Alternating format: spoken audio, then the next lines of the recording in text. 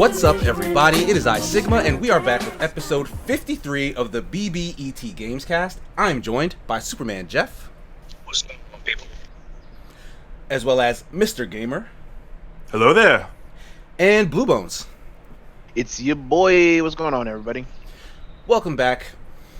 It's been another week. Been a lot of distressing news, but we're going to talk about all of it. We're going to go there, guys. The good thing about all this news is that we got something to talk about, right? Yeah, for sure. The bad thing is all this news. Yeah, the fact that it has to be spoken. Like, the fact that we have to talk about this. But we will get to that. What we tend to do is we like to start with what we've been playing or watching. Does anyone want to volunteer and go first? I got it. I got a short list. All right. I haven't been playing anything new. I really haven't. I downloaded Ninjala, I think it's called. Yeah. Yes. Yeah. I know Sigma, you and Starboy were playing it this week. I didn't get a chance to actually really put my hands on it.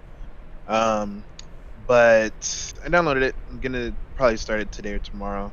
But as far as watching, I started BNA, that new anime on Yeah, I've been Netflix.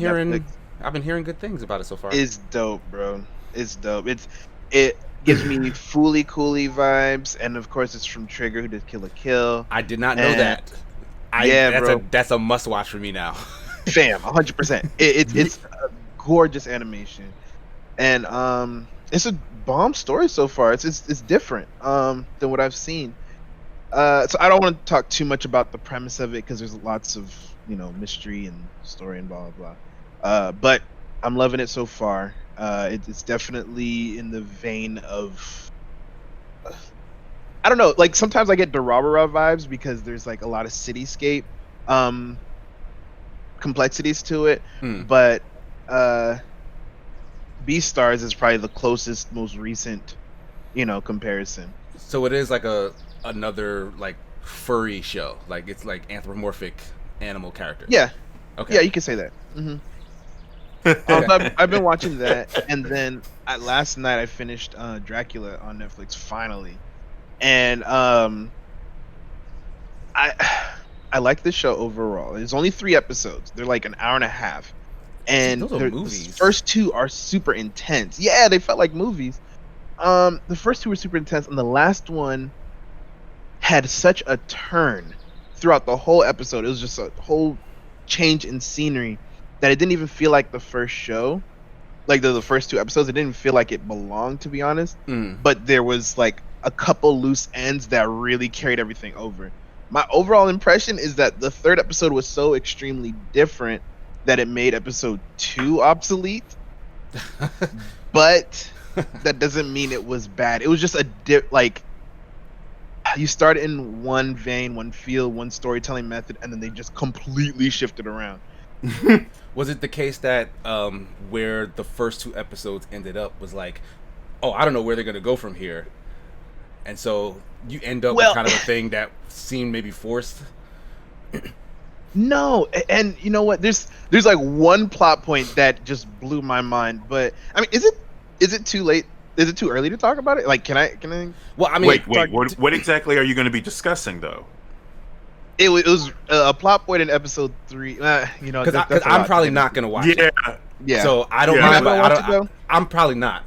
But so I explained last week that Dracula was more of like a connoisseur than he was a murderous beast, I remember right? that. Yeah. So like, basically, in the 3rd episode, you find out that he's been trying to find another bride. And the bride isn't necessarily somebody that he loves. It's somebody that embraces death as much as he does, or isn't. Afraid of it? There's a lot of fear of death that goes into it, and I don't know. Episode 1 and 2 was cool. It started back in the 1800s, I want to say, and then there's a huge time skip because Dracula got caught, like he got captured underwater, and then when he comes back, the descendants of the people who originally caught him are trying to stop him again in like our time and day. So he's on Tinder, and he's like he's literally like What? swiping left and right. He's finding out when he first saw a TV. It was really cool. Don't get me wrong. Like when he first saw a TV, this man is crying. He's like, "This is so beautiful, the magic picture box." You know what I mean? So like the episode was cool, but it just derailed the whole rest of the story, in my opinion, because he did all this modern upgrade, and this person that he was grooming, or he was looking for, she was just so relatively, I don't know. I feel like she didn't have anything to do with the rest of the series besides her obsession with the unknown, and that's why he like really loved her. Or he didn't love her, excuse me. That's why he was Like, obsessed with her and interested in wanted her. to Okay. turn her. Yeah. So there's more details that go into it, but the whole second episode was really about him going to the new world, and learning how to live amongst humans. That was super cool. But yeah, like I said, they kind of derailed it with this whole bride business and what he was really afraid of. Turns out like his version of Dracula's doesn't burn out in the sun, but he thought he did. He was just afraid of it. And yeah, it was really weird. Yeah. Wait. Yeah. Nah, Okay. bro. Dracula's Okay. a You daywalker. gotta watch it. There was some interesting, like I said, his main antagonist, and I use that term lightly, is a Van Helsing descendant. Where they're actually Van Helsings, and so they know about Dracula, and they're like always kind of one step ahead of him, and they're smart enough to kind of figure out his motivations besides him being just a monster. So I guess their whole thing was to find a human side of the monsters and exploit that, which is That's smart. yeah. Yeah, that makes Just sense. know that if you watch this, the second episode I think is phenomenal, especially cinematically, and I talked about it last week, but the last episode turns it into a totally different direction that still connects to the rest of the story, but I felt it made the story weaker because they changed the setting so extremely. So that's where I am with that. That's Makes what I've sense. been watching. Okay, I can go next. So I didn't play too much, but I have been watching a bunch. Kia and I actually randomly picked up the puzzle game Piku Niku, like it's on Game Pass. How's it? I don't know. I don't really have because I didn't play any of like the single player adventure thing. It has a co-op mode, which is what we went through, but the co-op mode only has 9 stages. And after you finish the 9 stages, you just start back at the first stage. Like there's no real progression. There's nothing, you know. But the game is cute as all hell. Like you play as kind of like a bean character, well, 2 bean characters, and like they only have legs. So like they walk around on like these weird kind of noodly legs, and it's funny because like if you move forward like 1 tick or whatnot, what would normally have your character do like 1 step, the Piku Niku guys will like take like 4 steps because like they're that wobbly. So like they'll be like boop, Yeah. boop, boop, boop, boop, boop, boop, Like boop. they off balance and Yeah, stuff? like it's like so it's cute like the way they move around and stuff, and you can like jump in the air and you can like kick, and when you kick you like extend the leg like super far, and it just looks fun and cutesy. But the actual gameplay is like, okay, figure out how to get over this hump, like push this box here, push this thing on top of this button, push these 2 buttons at the same time. So it's very basic in terms of actual platforming, or puzzle platforming rather. And it was fun, you know, fooling around and like watching the characters move around like with Kia. But overall, like at least the co-op experience was very, very like weak. Like it was very simple. Like maybe a group of kids would like be very entertained by it, but like other than the novelty of it being super cutesy, I really didn't get much out of it. At the co-op portion, I guess, because it just really didn't seem like they put too much into it. So I'm assuming maybe a single player has more in-depth puzzles or situations that you would use this weird creature in, but I don't know because I never touched it. Like we just did co-op. Hopefully, yeah. But honestly, the co-op left in such a weak impression. I probably wouldn't go back to see what it is on single player. You know what I mean? So Okay. because I think it was only on Xbox for Starboy anyway, but he never even picked it up because Use it. he likes Roblox or whatever. But speaking of Starboy, Yeah. we did play Ninjala for our Sigma and Sun stream this past week. I love the style of that game. Like those characters are very cool to look at, even though they're kind of like cutesy-ish. Like the comparison got thrown out a ton, but it is very much so like Splatoon, like except they're humans. But yeah, like they got like the big heads, like bright clothing, like cool, in style looking clothes and accessories and whatnot. But it's a whole ninja aesthetic versus.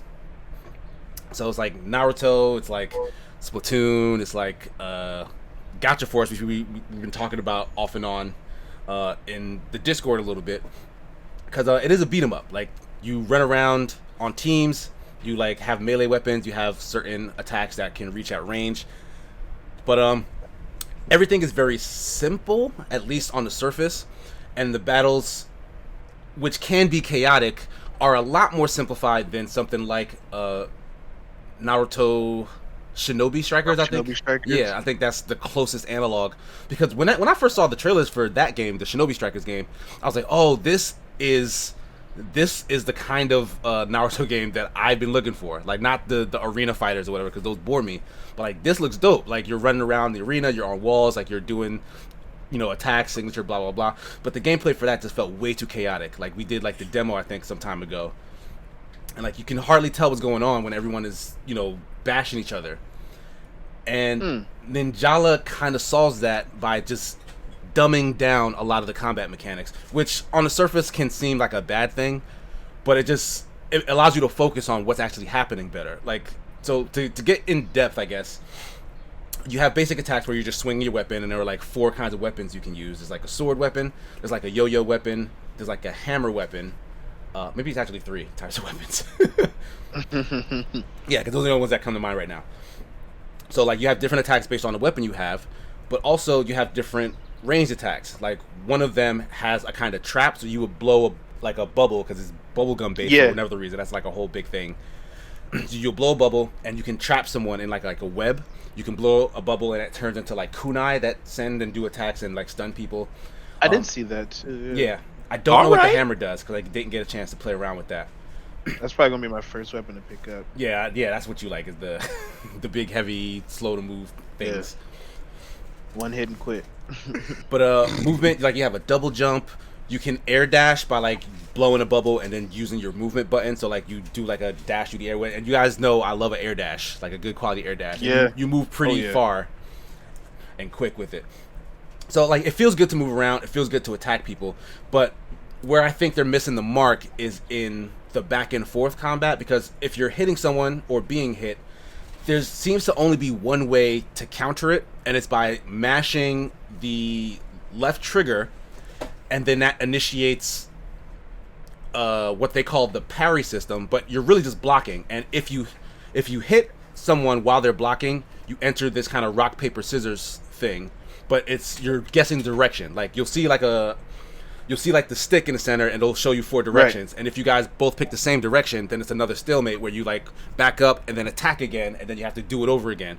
But if you trump the other person's direction, and again, I'm not sure what trumps what. Like, I don't know if up trumps left or down trumps right or whatever. But if you trump the other person, then you basically parry around them, and you get off like an extra powerful hit. And if that hit kills them, then that gives you an ippon, which is like, I don't know what ippon translates to, but in the context of the game, it's kind of like a flashy kill. It's like, because like, they get covered in gum, they get launched across the stage, and get stuck to the wall or the ground or whatever, and it like gives you extra points. And it is a point-based game. You're getting kills for points, you're defeating drone things that are scattered around the battlefield for points, and you're getting ippons for points. So you're just running around trying to do better than the other team in one of these different ways to basically get your team to win. And Starboy and I won a couple games because we would focus on one thing over the other, but I don't know. It's fun to just run around that world and use the attacks and whatnot. It's less fun to be on the receiving end of those attacks because there's not that much that you can do,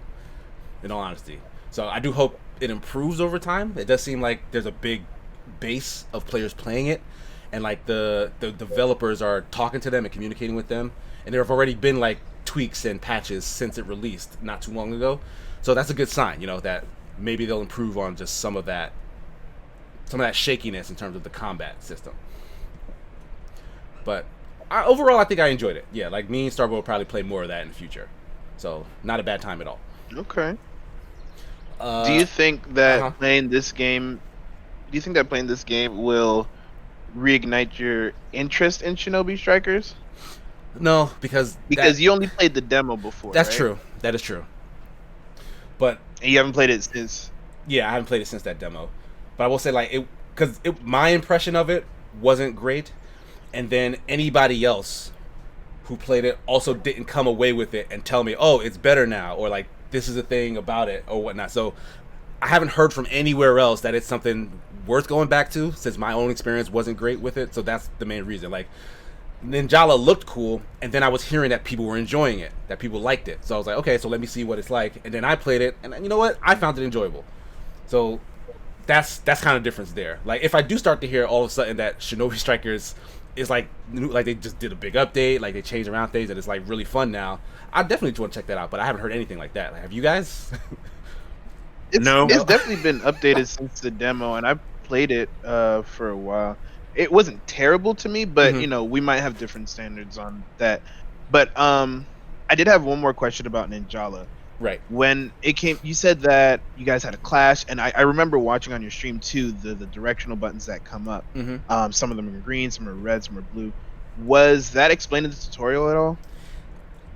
Yes, but not to the point where I remembered it. Do you know what I mean? Because I understood what the mechanic was. Like they said, like if you, like I remember the wording being like, if you win the whatever they called it, like the clash thing, then you can get an Epon, blah blah blah blah. So I was like, okay, so that's what this is. But it didn't stick in my head. This is what you need to do to win. Like if you pick this and the other person picked that, then that means you win. Like it's kind of happening a little. It probably was, but not to the extent that I needed for me to recall it. Okay. And I did actually watch just before we played, because me and Starbuck played a little bit before we went on stream.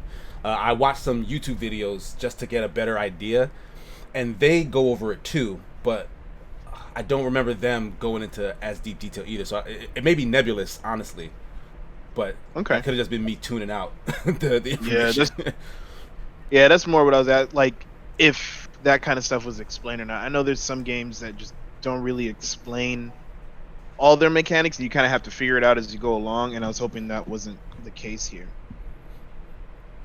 Yeah, it could be the case that they want you to learn what you need to beat other people. But I don't know. I may play it again, so you can only learn from there. So that was all I've been playing for the most part. I did watch a bunch. I did start Fire Force, like I mentioned earlier, but I'll get to that later, because you guys may not be happy with my impressions of it. Yeah, he probably doesn't like it. I won't say that, but I did watch Hamilton for the first time. It hit Disney Plus this weekend. Did anybody else see or have any interest in Hamilton? I've been meaning to watch it. I'm sorry, go ahead. I was just gonna say I've been meaning to watch it. I know all of my LA friends have seen it like multiple times. So yeah, it's one of those things. My best friend and co-host has seen Hamilton multiple times and has the soundtrack on Spotify, plays it constantly, so I know she is a big fan.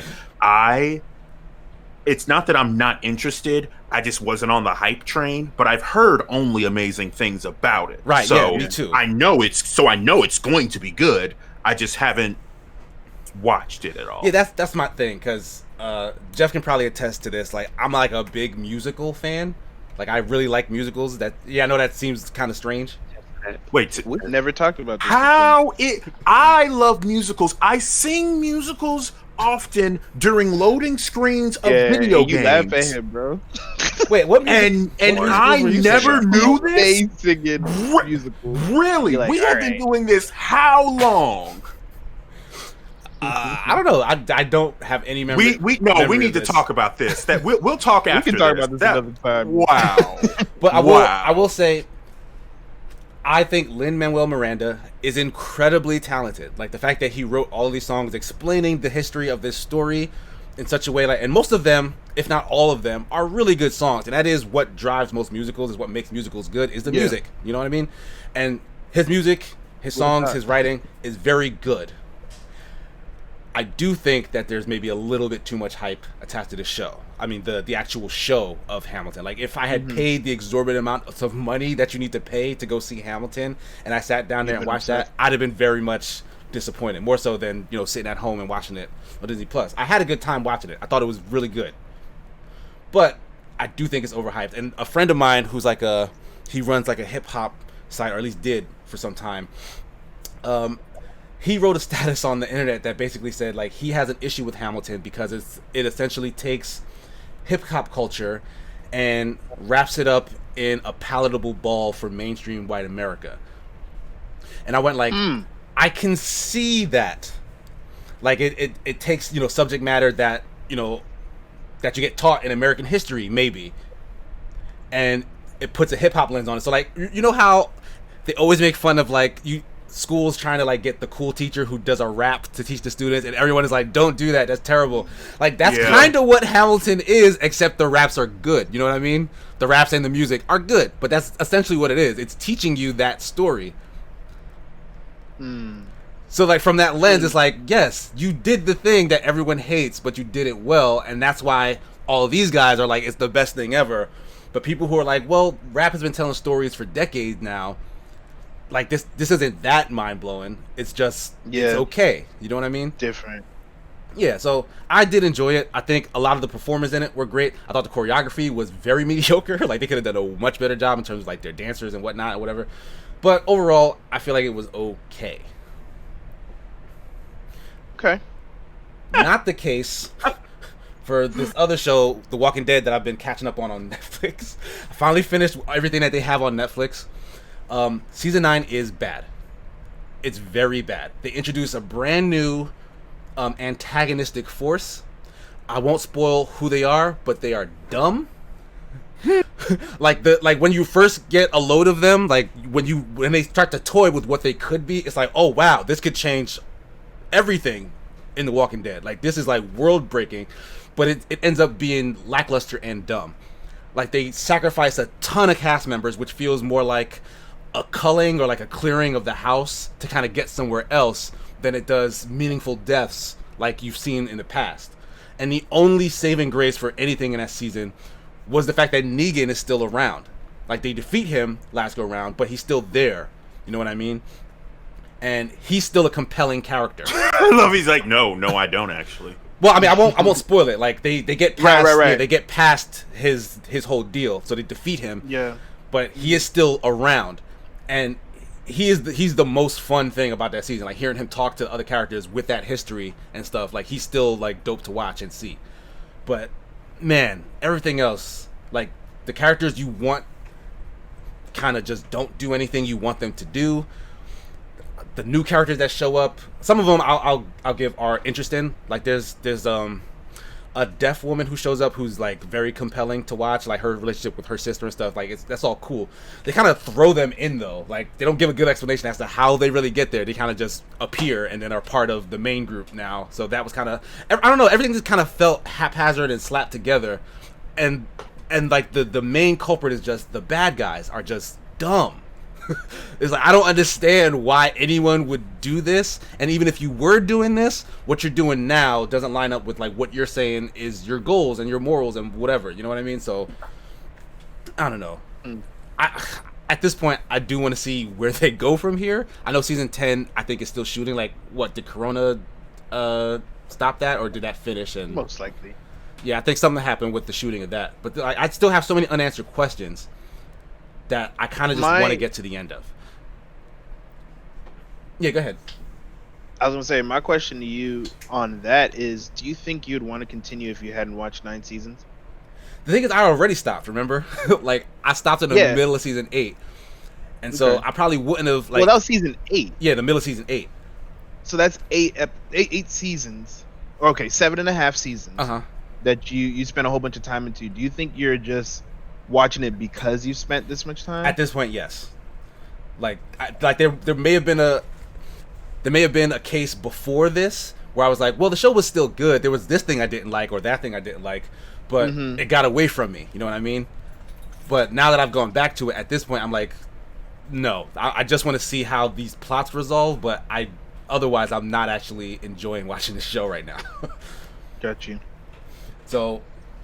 The last thing I wanted to get to was Fire Force, which I started. I'm only on episode 10 right now. Okay. First, the good things. I do love the art. The animation I want to is... start with the bad things. No, the animation is good, right? Yeah. I love everything that they do with fire. It's called Fire Force, so that makes sense. Like the way they animate fire flying from people and just being around. Like, oh my god, it looks gorgeous. Other than that, I do think the show is extremely basic. Like they really don't. Like it's very by numbers, if you know what I mean. Like they. I don't. Okay, so it gets a ton of comparisons to My Hero Academia for some reason. No, you guys don't see it? Because I disagree with that assessment too, except for the fact that the main character keeps running around saying, I want to be a hero. And I get that that's his personal motivation, but it just seems out of place. Like you pay attention to the story, like why he's saying that, right? No, I mean, I'm not saying I don't understand it. I'm saying I don't agree with it. You don't agree with his own motivation to be a hero? Yeah, like it just seems out of place. Like well, I mean, I don't want to go into it in case people are trying to watch it, but based on what happened when he was a kid, he has, this internal desire to stop that kind of thing from happening, right? Which in itself is heroic. Like that's. We're gonna have to hit you with that line, bro. You gotta keep watching. Later. I mean, and granted, like I think there's 24 episodes in the season. I'm only on 10, so there is the potential that the back half can spin off and give you all the stuff, because that actually happened with One Piece. Like I was talking to Jeff early on, I'm liking the show. I don't understand why Luffy's like powerful, and that bothers me. But they do eventually, like way down the line, explain why he's actually formidable, and I kind of need that to justify like why I care about the character, because so far, Shinra, he's very strong. Yeah. And like before even Shinra knows any reason why, he's like very strong. Everyone's and also that's my other issue with it is like Shinra is the main character, yes, but the show revolves around him in a way that seems like kind of too much. Like nothing can happen or no one can do anything or nothing is important unless Shinra is attached to it. Like none of the other characters really matter that much, except through the lens of Shinra and his relationship to them. I could see that. And like he is the main character. Like I don't want to take away from that. Like he's the main character. They're following his story, but you want some side stories. Yeah, like there are other characters who, honestly, like I like the design of some of them and like the background of some of them. Don't tie them all to him in that way. Like how in Naruto may not be the best example, but Naruto's the main character. It's about him, but Sasuke is his rival, so he kind of gets an equal amount of fanfare or story or whatnot. If Arthur is supposed to be, the closest thing to a rival for Shinra, he really doesn't get anywhere near as much attention. Like why? Yeah, not yet. Yeah, like it's just like they sort of butt heads, but not really. They're actually much more friendly than you assume that they are.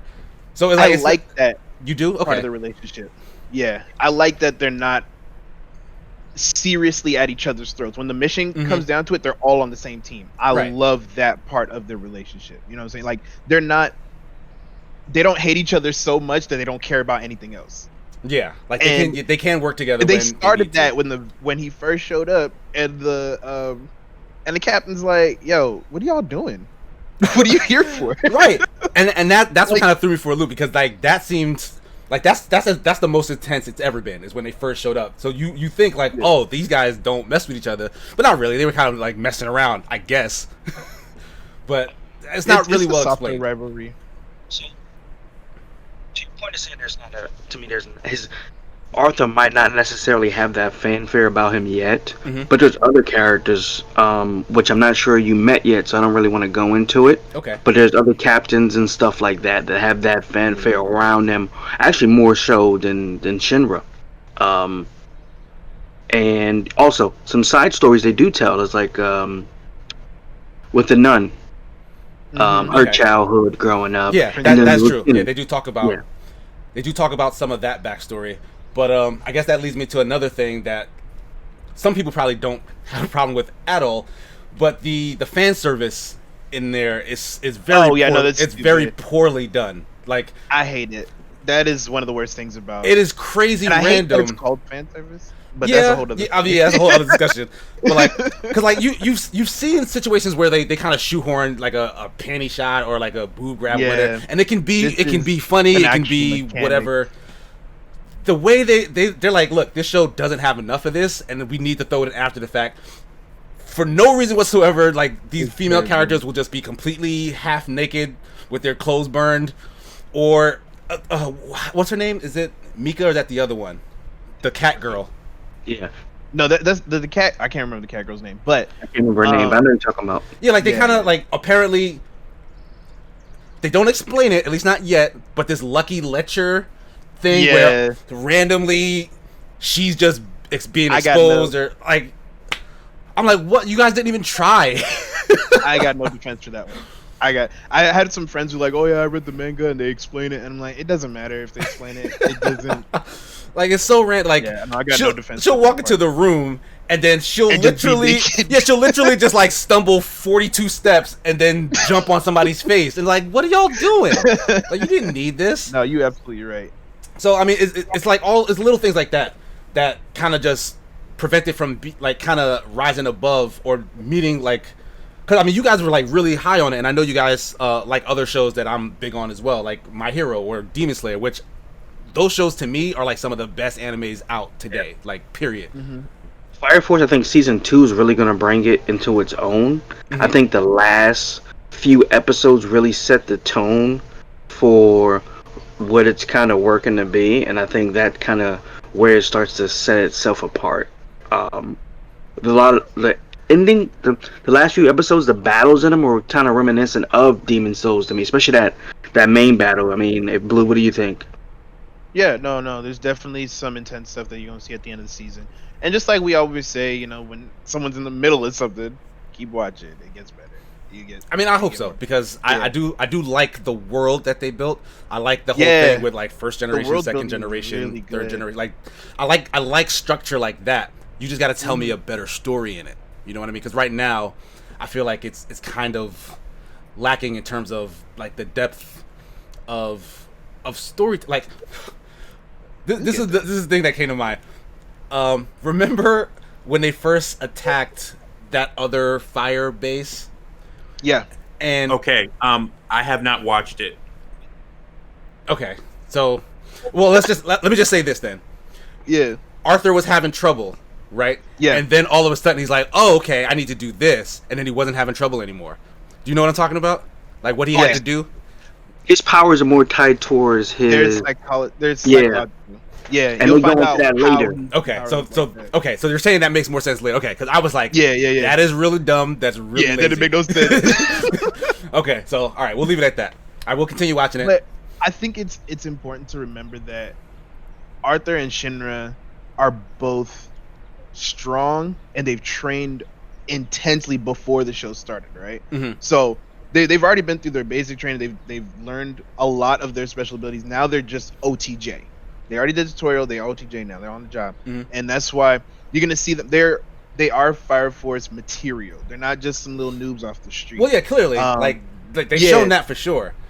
Yeah, and that's one of the things I like about it, because there's so many animes. I'm not saying it's bad, but there's so many animes that show the whole training process, which is cool.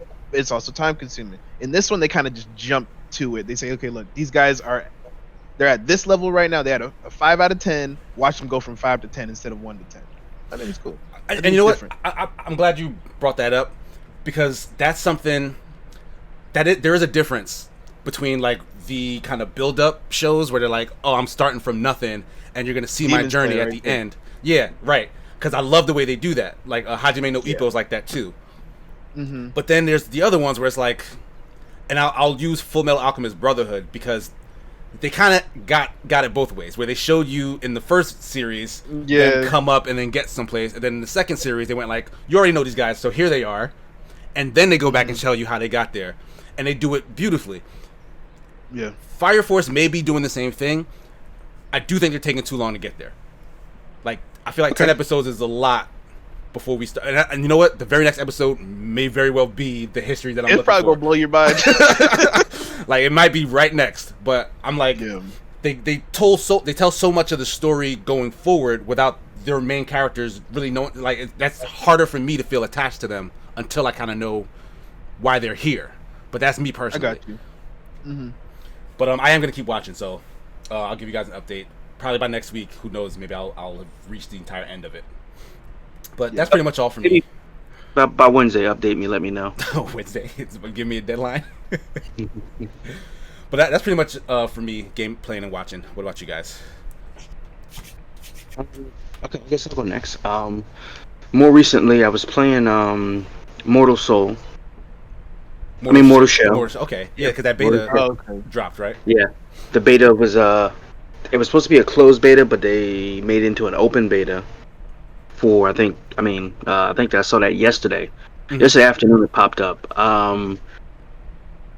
First thoughts, it's very, very, very Dark Souls like. Yeah, they're not trying to hide that at all, it seems. No, I mean, like, to the point where it's like you start out with this little, pretty much a body, like this, zombified looking body, and you slowly go through the tutorial and you start learning stuff. But that's the same way you start out in Dark Souls. You start out in jail, you don't have anything, and they slowly start to teach you how to do different things. It's so similar to the point where even the loading screens look like Dark Souls loading screens. Oh, wow. Where we have like a little scroll and it'll tell you like stuff about different items and stuff inside of it. Yeah. Mm-hmm. I was like very much so. I finished the tutorial, that was it. It plays a little weird on PC for me, like using it just like a game like that just plays weird using the keyboard for me. So I'm gonna switch to the controller and kind of see if that changes anything. But yeah, I've never tried that. It's not a bad game. It's hard to tell what it looks like because you start in this dark area with just like broken pillars and stuff, so you don't really get to see anything yet. So I'll be able to tell later on. I don't think I'm actually a shell yet because the shells have different classes. So I know you can pick between the different classes. From what they talked about in the trailer. So I'll update next week based on my interaction with some of the later stuff. Outside of that, I played finally Destiny. I hit light level 1005. Is that the max right now? Is that max? No, it's 160, but I came from 750. Yeah, it's a log trek. Okay, so that's like it's almost 300 light. Yeah, so I'm almost there. Iron Banner helped a little bit. They had Iron Banner back. And man, was that rough being low light. Because light does matter in Iron Banner. Yeah, I was thinking about jumping in with y'all when y'all mentioned it. But I was like, yeah, I'm still like 7-something. I'm not. No, I waited. I wanted to hit at least 1,000 before I went in there. Because otherwise, it's just no point. Right. So, that's sad. I popped in. Actually, Friday night when the stream went a little wonky, I popped in there and didn't do terrible, but didn't do great because once again, there's still people in there at 1050 and I'm at 1005. So it's still like I can kill them in the same amount of shots it would normally take me, but they're gonna kill me faster. So it was I just played long range using the bow. Wish Ender's bow helped a lot because I can see where they are and kind of set my shots up as opposed to just going in there with an auto rifle and just being so exposed from different angles. So that was fun. I do think they need to rework the Iron Banner gear. It just hasn't looked good since like Destiny 1. Like to me, it's just not like. I feel like the last one I played, where it was like very samurai-like. I think. Like it was okay, but I like the one for example, the Titan helmet had it was like horns, and it looked very like I guess Viking-ish. Like, to me, that samurai outfit for the hunter just didn't fit. But, could just be me. Outside of... I haven't seen Iron Banner stuff, so I really can't comment. Because the last one I remember getting, I remember wanting to get all of it. Because it looked like a samurai thing, and I just liked that aesthetic. But, yeah, I haven't seen it in forever. He's been the cape guy, so I love nothing like a good cape. Like, I feel like now... D1 had the best capes. They were so unique, so much different than the other ones. The capes now look very much the same. And the ones that don't look the same don't really look that great. Like, I remember my favorite cape, it was actually from Iron Banner. It was like all white with like gold outline and had a gold wolf on the back. Boom. Even the one from the Oryx raid, it looked kind of like insect wings. Yeah, I know which one you're talking about. Yeah, yes. A lot of people had that one. Now there's. Sorry, go ahead. No, you're good. I was just gonna say there was a mantle I remember that was you had to kill those little skinny dudes that had the different elements, and then it was like a sash that was glowing. You know what I mean? Yeah. I didn't hear what you just said. The Scions, the Cabal Scions, yeah. Oh yeah, They okay, had- yeah, that yeah. They I had know what that one an is. arc, void, and a fire, or a solar one that looked super cool. That was my favorite accessory, and I think that was in D1. Was it in D1 or early D2? I think it was D1. Yeah, Y'all might Yeah. be right. that was one of my favorite accessories. And it just haven't been unique enough since then to me. And this is after like even leaving and coming back, and then seeing the different capes is just like, They're still not good. yeah, they just all look the same. Like some are just really, really ugly, some are okay, but there's also every other one that's okay looks like the original okay one. So it's just like, Yeah, that sucks.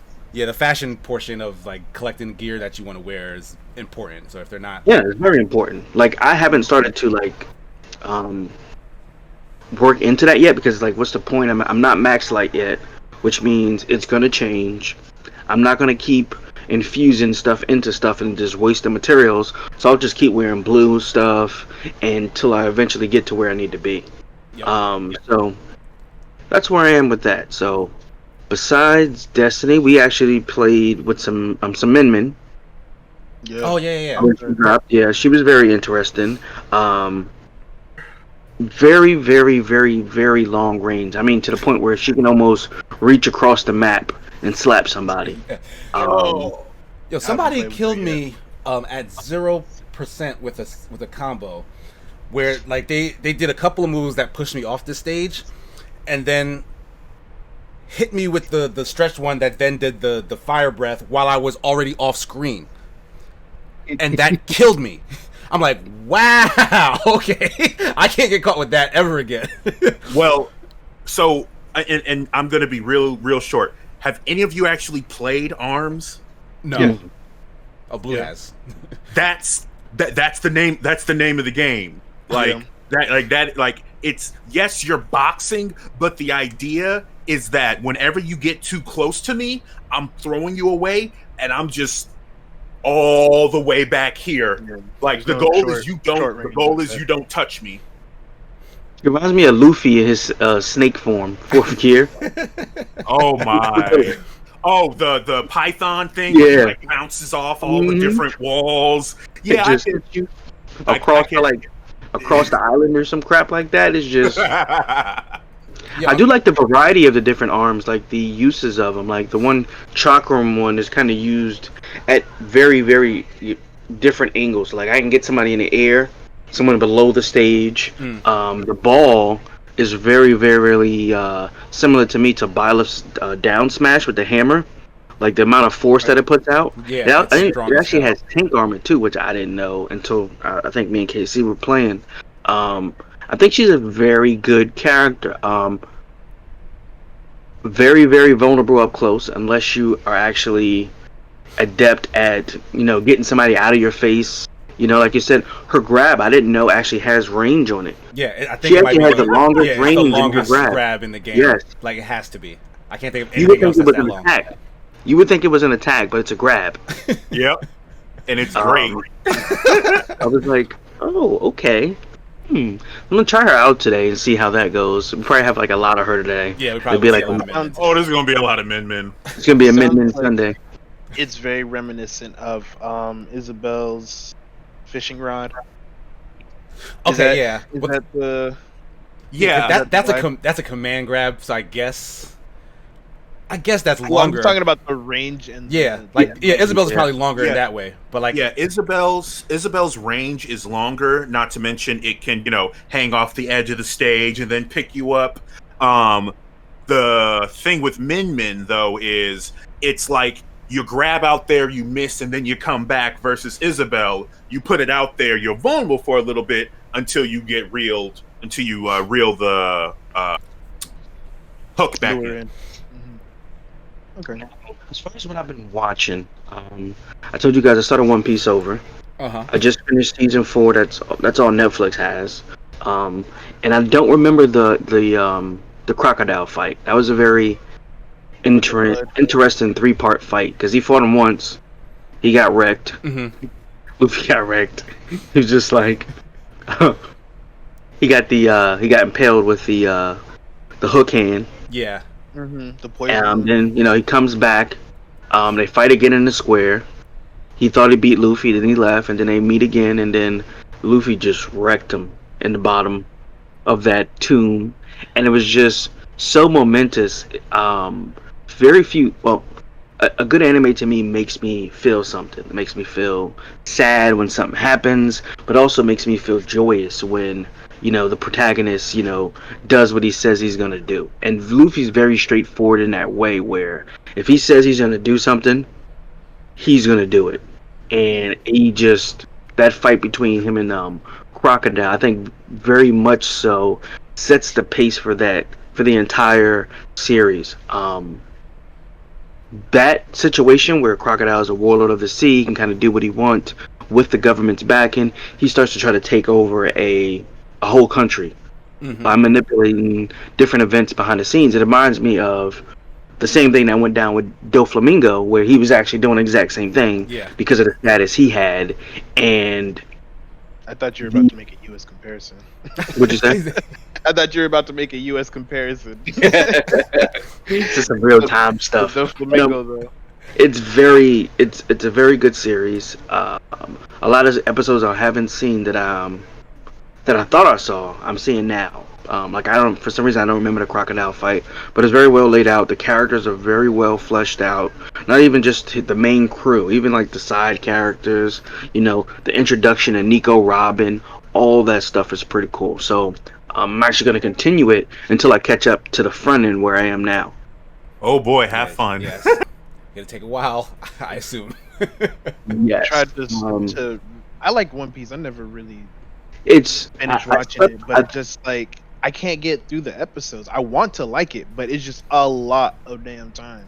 Yeah, that's a good Like thing. I've restarted literally at least 7 times, but I've never had like the stamina to get through 3, 4, 5, 7, 18 seasons. Starting God of High School sometime soon. First episode of that is out. I think we mentioned that, and I think that's all I've been watching. Okay.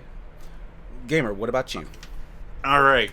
So, I think I said this once before. Things might get a little weird. So, one game that I've been playing, again, this was one of the early games that I reviewed. I was cleaning out my computer, and I'm like, man, I don't remember this game, so I started playing it again. Pony Island. Okay, what is Pony Island?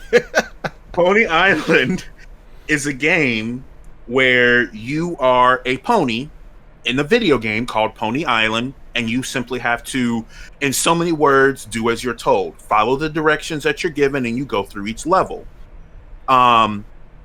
Lots of fourth wall breaking, almost to the point of Doki Doki Literature Club, where you actually have to like edit the game's files, sort of thing. But like Treasure Island a little bit, possibly. And there's a lot of meta sort of things, and then moments where things just get really satanic, basically. Of course, like really satanic. So there was that, which was an interesting experience. I finished Shantae and the Pirate's Curse. Finished that game again. Absolutely love it. I want Shantae in Smash. I will say that every time I get an opportunity to. Absolutely love it. Another game I played, Unepic, which is...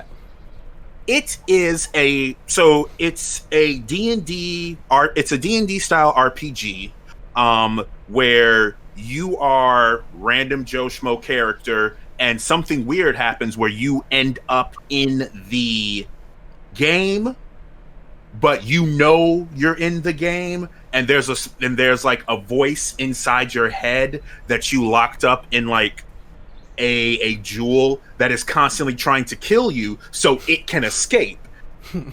And so your characters, so the voice will be like, man, I'm almost certain that right through that door is some treasure. Do you want to go for it? And, you know, the character nonchalantly will be like, nah, I don't think I will. And then the voice will be like, damn it. You know, just like that like ridiculous level of just, it's just silly. How does it play then? Like how are you experiencing the story? Is it like a adventure game thing, or? Think of it platform Metroidvania. Okay. Metroidvania. Gotcha. Boom. There we go. Cause yeah, it'll be kill this enemy, get this item, go over here, get the spell that then opens up this. Yeah, whole lot of that. Okay. But it's really, really fast. That's the beautiful thing about it. So you can teleport almost anywhere. I will say a gripe: the UI is complicated. I'm not talking like Final Fantasy 14 levels of complicated or World of Warcraft levels of complicated, but it's just so cluttered. And you got it, like, if you don't set up your hotkey for like potion, spell, item, switch weapon, you'll be lost and you'll be dead. And this is one of the games where you lose gold upon death. Okay. So, you know, not necessarily looked forward. Just like Jeff said, played Min Min. I played a lot of Min Min. Min Min is probably number 3 in my book right now. Nice. Behind who? Behind who? Isabelle and Little Mac. Okay. And I say that because Min Min's fighting style is my fighting style. If you don't have to get close to me, I'm completely fine with that.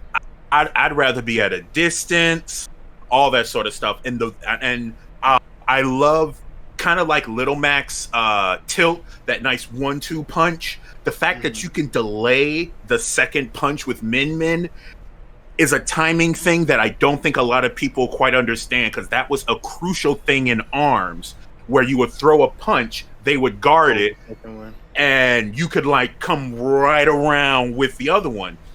But in this particular scenario, it's like, okay, you blocked my first punch and I see you running at me, I still have another one coming up, and then I could just start alternating them, keeping you away from me, and then eventually I'll just edge guard you, and there's that. Yeah, her kill power, her kill power is definitely just getting you off the stage and keeping you there. Not a lot of high damaging moves, but that's fine. Because like I said, not to mention some of the colors that she have, they're not Blue's level of customization, but she has some really, really nice colors. So that's definitely a treat.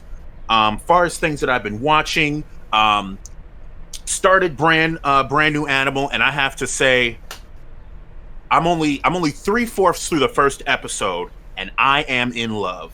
I am 100% positively. Oh my goodness! I'm going to be making. This is going to be another good one. This is the start of the furry revolution, gentlemen. This is the start. I mean, there was never any doubt in my mind that would be up your alley. I mean, we're on the podcast, so obviously, you know, all my thoughts are not going to be vocalized. But yes, this is how it starts. Because I remember when Zootopia first came out, and everyone was like, "Oh, I'm not a furry. I'm just making a character in this universe." It's like, you're a furry. Just accept it and move on. It's fine. You'll have your badge. You'll get your tote bag and your bottle. You'll be good. You're a furry. And then B-Stars, and it's like, okay, things are getting really intense. And now BNA, and it's like, it would be different if it was good like Sonic. Like, it's so bad it's good. These are just really good shows. Like, these are just really, really well done. And I'm like, yes, I'm fine with this. Though it did make me want something and I know it's probably never going to happen. Can I get an anime of the origin of Bowser? Like an anime? Yeah. Like you're asking for a lot. I know. I mean, they are still gonna do that Mario CG movie eventually, right? Like, what if they go into Bowser's history in that? Because that's but what that's like not what he asked for. Yeah, the BNA made like I want the origin of Bowser, but I want it as an anime. Like that's what I want, because like just like we have Paper Mario and then like all the Baby Mario stuff and Partners in Time and just all that, like Bowser has an origin story from when he was Bowser Jr. being babysat by Kamek and with all the Yoshis and everything, to Bowser's Inside, to Superstar, to Partners in Time and all that stuff. Like, there is a large story with Bowser, and he's my favorite villain. So, how about 5 minutes short? What? 5 minutes short. Overwatch style. That's what you get.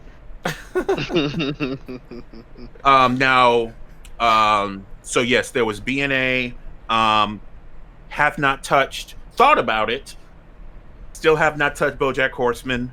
I am on the second to last episode of season 1 of Avatar: The Last Airbender, and at this point, I wish I would have gotten into it earlier, because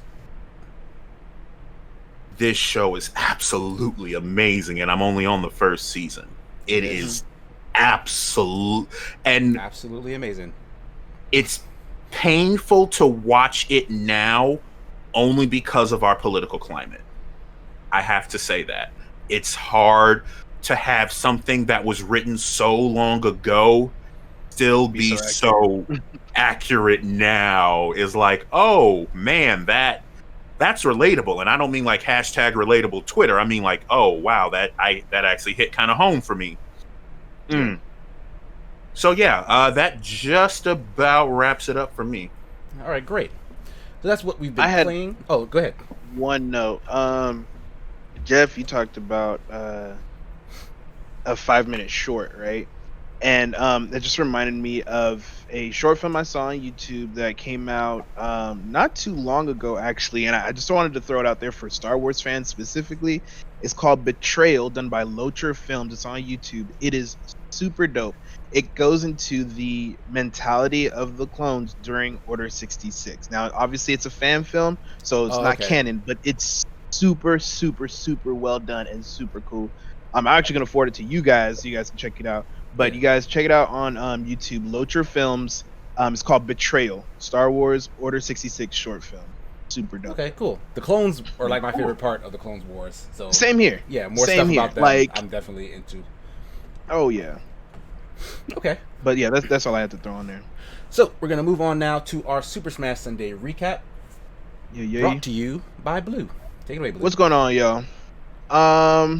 Last week we were throwing hands last week. There's a lot of change of positions, because not a lot of times, but there's a good amount of times where one person's running the table the whole day. This time it kind of switched hands a couple times. Emissary started off rocking with his Ices, as he likes to call them, the Ice Climbers, and Wolf. He was actually doing a really good Wolf work. And then you got Terrence, he was experimenting with some other characters. He used Peach for a little bit, and there's someone else I couldn't remember, but he ended up coming back to his main, which is Sonic, and running the tables for a bit there. Definitely showing off his forward air. A lot of people were talking a lot about forward airs last week. Yeah, trying to figure out who had the best forward air, I think. Yeah, who had the best forward air. And then at the end of the stream, Panda came in and started wrecking with Lucas.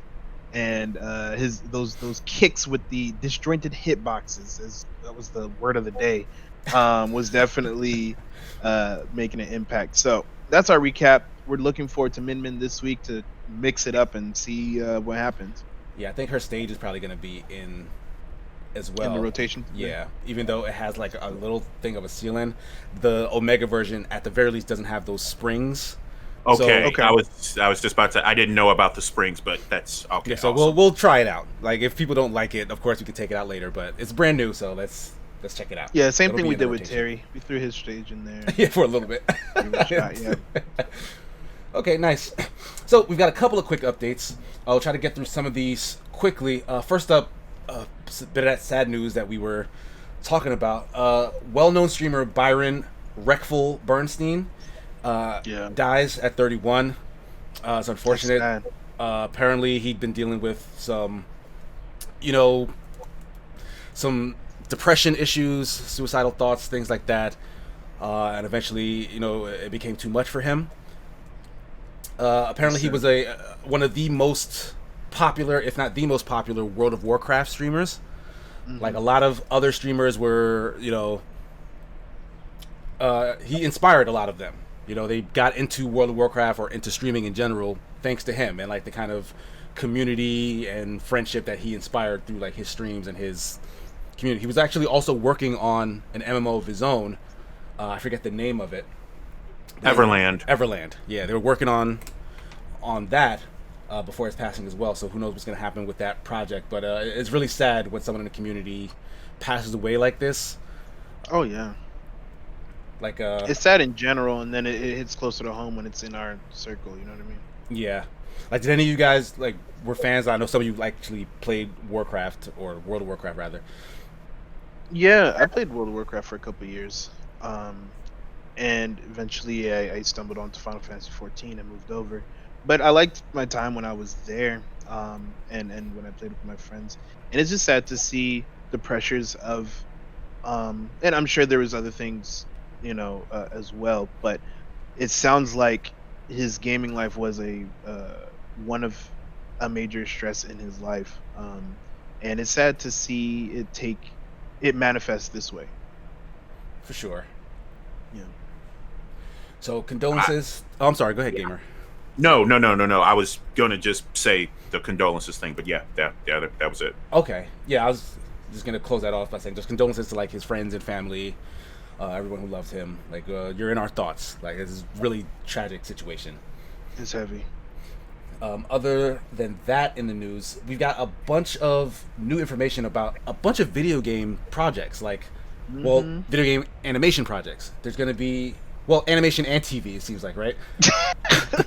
My friend Pedro, if you guys remember, was the kind of Deadpool-esque, like super actiony, acrobatic shoot 'em up game. I actually reviewed it for not Escapist but Gamumentary before we moved to Escapist. So you can actually see that review on the Gamumentary channel as a 2-minute review. It's somewhere there. But that's actually getting a live action series. And it's going to be helmed by the guys who did John Wick, of all directors, which makes so much sense because if you know the story of my friend Pedro, there's really barely any of it. Yeah, no, it's like you're a guy and like slow motion pew pew pew pew pew pew. There. Yeah, it's all action. Like, style is a big part of it. Like, Pedro is a talking banana, and they don't really go into what that's about, but who cares because you get to shoot guns in slow motion. So turning that into a series, at first I'm like, that's a tall order. I don't really see that working. But then to hear that it's the same guys who did John Wick. John Wick is all lore and no story, so that seems like a perfect fit. So I'm actually interested now to see how that turns out. So do you believe that they're gonna dive into the lore of my friend Pedro?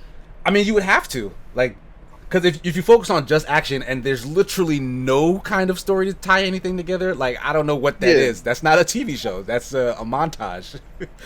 No, I feel you. And I was just, seeing where this is going to go. Is there enough? Do you think there's enough? You said there's barely any story. Is there enough to build something off of, in your opinion? Yes. Like, the thing is, they try to throw something together in the game. It's just not, it's just not anything worth following. It's like, okay, they clearly don't care about this, is the vibe you get from the game. And fairly so, because it's mostly about the kinetic shooting action, Right. So there is a space for this, which John Wick has proven in cinema and TV, a space for get all the action right, and then just give us fringes of a story in the background. That tells us why he's aiming at this dude. Right, yeah. So, like, we've seen it work, and it's those guys specifically that are taking this on, so that's what makes it much more interesting than normally I would think for this kind of a project. But outside of that, we have The World Ends With You, which already dropped a trailer. Like, I know, Blue, like, you're a fan of that game, right? I loved that game. That game made the 3DS worth it for me. Okay, so how does the story stack up then? Or I should say the Nintendo DS. Excuse me, not the 3DS. I think the story's going to be great. You know, if you don't know, and you can kind of tell from the trailer, the main character is dead in the city, and he's trying to figure out what this afterlife is about.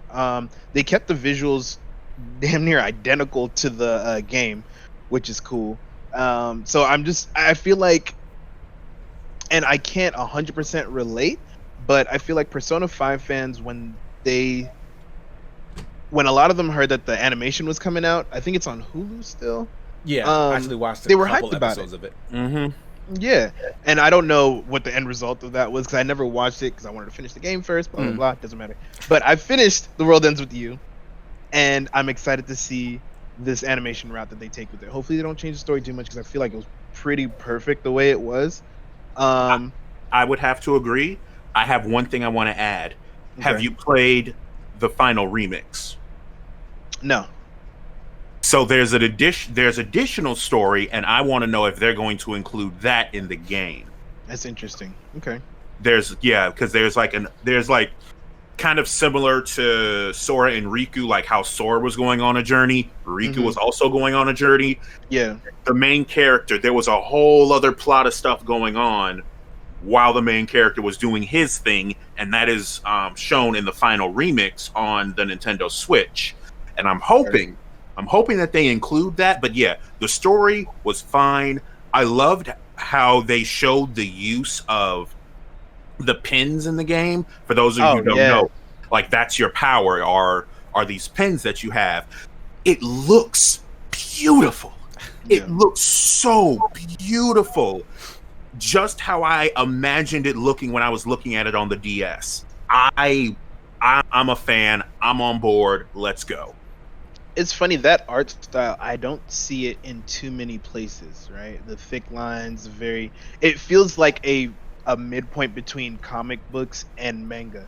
And I love it. I've seen it only in one manga before, called Dreamland. It's actually pretty cool. It looks the same art style, and I love it. And seeing it in motion in the game initially was dope. And it almost feels like a graffiti style too. With I can see that. They're not like yeah, you know what I mean. And so I'm excited with the technology we have nowadays with the right studios backing it. This can be phenomenal, I think, for fans of the series and maybe people who want to get into that series. But it's one of those Japanese cityscape stories that's I think is going to be dope. That's what's up. So next one is something I'm super excited about. Is a Scott Pilgrim anime could be in the works. Apparently there have been talks about turning the Scott Pilgrim story into an animated thing for some time now, and some of that has slowed down because of Corona, as all things have. But Brian Lee O'Malley has been talking with Edgar Wright, who directed the movie. Brian Lee O'Malley's the creator. Like, they have been talking about doing more with it. Like, even possibly doing like a sequel. Brian Lee O'Malley has talked about, it seems, with this story. Not a movie sequel, rather, but like either an anime sequel or a book sequel. Yeah, like just more Scott Pilgrim, which I would totally love. I feel like it stopped in a good spot. I get scared when people want to push an old good story that's pretty much done further. For example, Code Geass. I'm really scared about continuing that story because it had such a nice bow on it. Yeah, it's a real good wrapped ending for that. So that's kind of how I feel about Scott Pilgrim. I'm very. I feel less so about Scott Pilgrim. Like, I did like Scott Pilgrim's ending, but I feel like there's more to that wacky world that can continue from that point forward. Like, I don't feel like it had to end where it did. It just had a nice ending. You know what I mean? Right. But I do think, because in the graphic novel, the movie does such a fantastic job of condensing all the most important stuff that you don't really feel like you missed out on a lot. But there is more. Like, there's more side story. There's more depth to some of the characters in the movie, in the graphic novel. If they have the space to do that in anime form, I cannot wait to see that. If they follow the book step by step is going to be great. And Yeah. and it's funny because I say the same thing about Soul Eater, which is the same people who did Fire Force. But the manga and the anime are different stories, but I think they're both good. That's the same way I feel about Scott Pilgrim, where the comic and the graphic novel and the movie, there's a lot of plot points that actually change, but that doesn't take away from the value. Yeah. In my opinion. Yeah. So just like you're saying, if they follow the books, it's gonna be dope, bro. It's gonna be awesome. I think people are gonna like the I'm series very even excited more. for that. Yeah. But then our last story in terms of these updates is Fallout. Apparently, is getting a series coming to Amazon Prime, like the Fallout universe. Jeff, I know you're a huge fan of the Fallout games. Does this excite you? If this is done properly, it can be bigger than The Walking Dead. That I didn't even think about that, but that is a similar kind of aesthetic. You have the Freedom, the Railroad, the Freedom Railroad, which is all about freedom for the synths. So synths are robots, pretty much cyborgs or whatever you want to call them, robots. They are oppressed throughout the Commonwealth for the most part. You have the Brotherhood, which is pretty much a military group where they have battle armor. Their whole thing is they want to stop the synths. They don't like synths. They feel like they're a threat to the Commonwealth, and they should just be gone. You also had the Institute, who actually created the synths.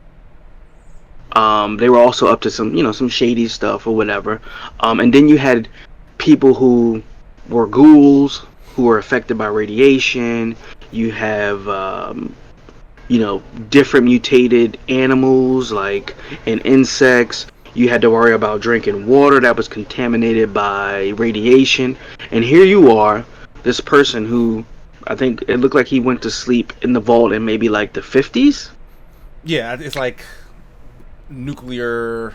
Yeah, it's like retro futurism is like the whole aesthetic. With that being said, do we know where they're starting? Are they starting at Fallout 4? I would hope they do something separate from that. I don't want them to follow the games. Yeah, I want them to do a separate. No, not the games. I mean, or the time period. Yes, time period, because because you were talking about Fallout 4 in the Commonwealth versus Fallout New Vegas, which was in Nevada, Fallout 3, which was in a different place, Fallout 76, which was in a different place.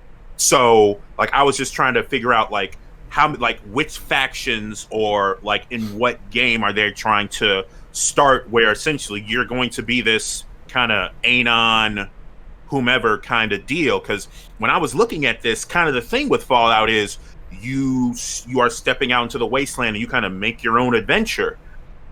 So is it going to be about the character, or is it going to be about all these other little different factions? Because what would you prefer then? What would make it more interesting to you? If it was about a person meeting all these factions, or if it was about the factions and characters within each faction interacting with each other? The thing that I'm always interested about is not so much the character, but the overseers of each vault. Because in Fallout 76, you learn what the overseer has to go through in order to become an overseer for a vault. Lots of sacrifices, lots of things need to happen, lots of things behind the scenes, more specifically, a lot of shady things. So, kind of how the vault got to where it is, that would be more interesting than this character goes from this faction and does some stuff, and then this faction and goes and does some stuff, because I can go play Fallout and have those experiences if I want. Go ahead, Jeff. For me, it's going to be, they're going to have to endear you to a character. So in 4, for example, you go down and you just had a son, you're married, you go down, you wake up and you can't find your son. Your wife's dead in the pod across from you, and you can't find your son. So your whole goal is, I need to find my son. Now the road you take in between there is what sets everything apart. How you interact with these different factions, the dialogue you have with them, the choices you make. Very Mass Effect like because the decisions you make are going to affect your story. It's going to affect how your companions that travel with you act towards you. So it's going to be those interactions and the world that they built. And if you think about it now, it's going to fit the climate that we're in now. Pretty much, we're the synths. You got people who are for the synths, and you got people who want to oppress the synths. Okay, and Fallout 4 even had a guy who was working with the Brotherhood, who hated the synths. Come to find out, he was a synth himself, and he didn't know. That sounds like some Battlestar Galactica. Yeah, stuff. it does. Right, right. Like these Cylons and whatnot. But to your effect, for me, I feel like it's going to be those interactions with those groups and how much they relate those groups to what's going on today, which is going to kind of help push the show to the next level. Yeah, if it's a relevant story like The Watchmen, people gonna watch it.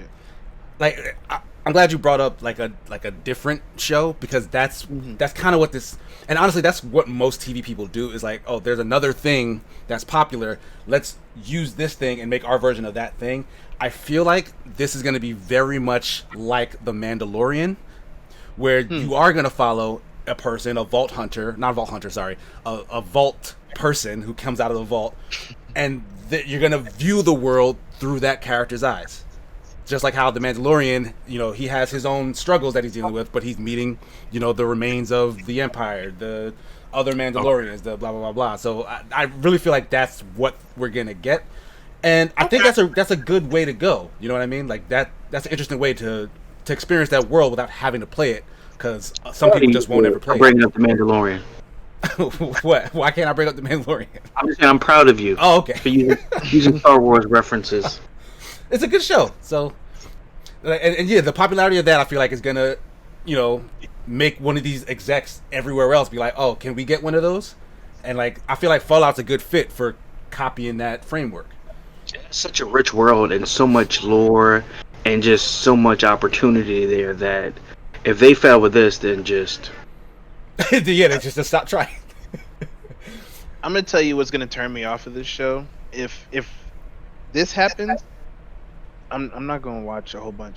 If they don't have a colorful cast, I'm gonna be 100% honest. Oh yeah, they most definitely have to. If they don't have a colorful cast, I'm gonna be so bored. 100%. Because I will say, Fallout does have a very diverse group of people. Especially 4. You have a very diverse group of people. There's black people. There's some Asian people. There's some white people. There's Irish people. The one follower you have, the other girl.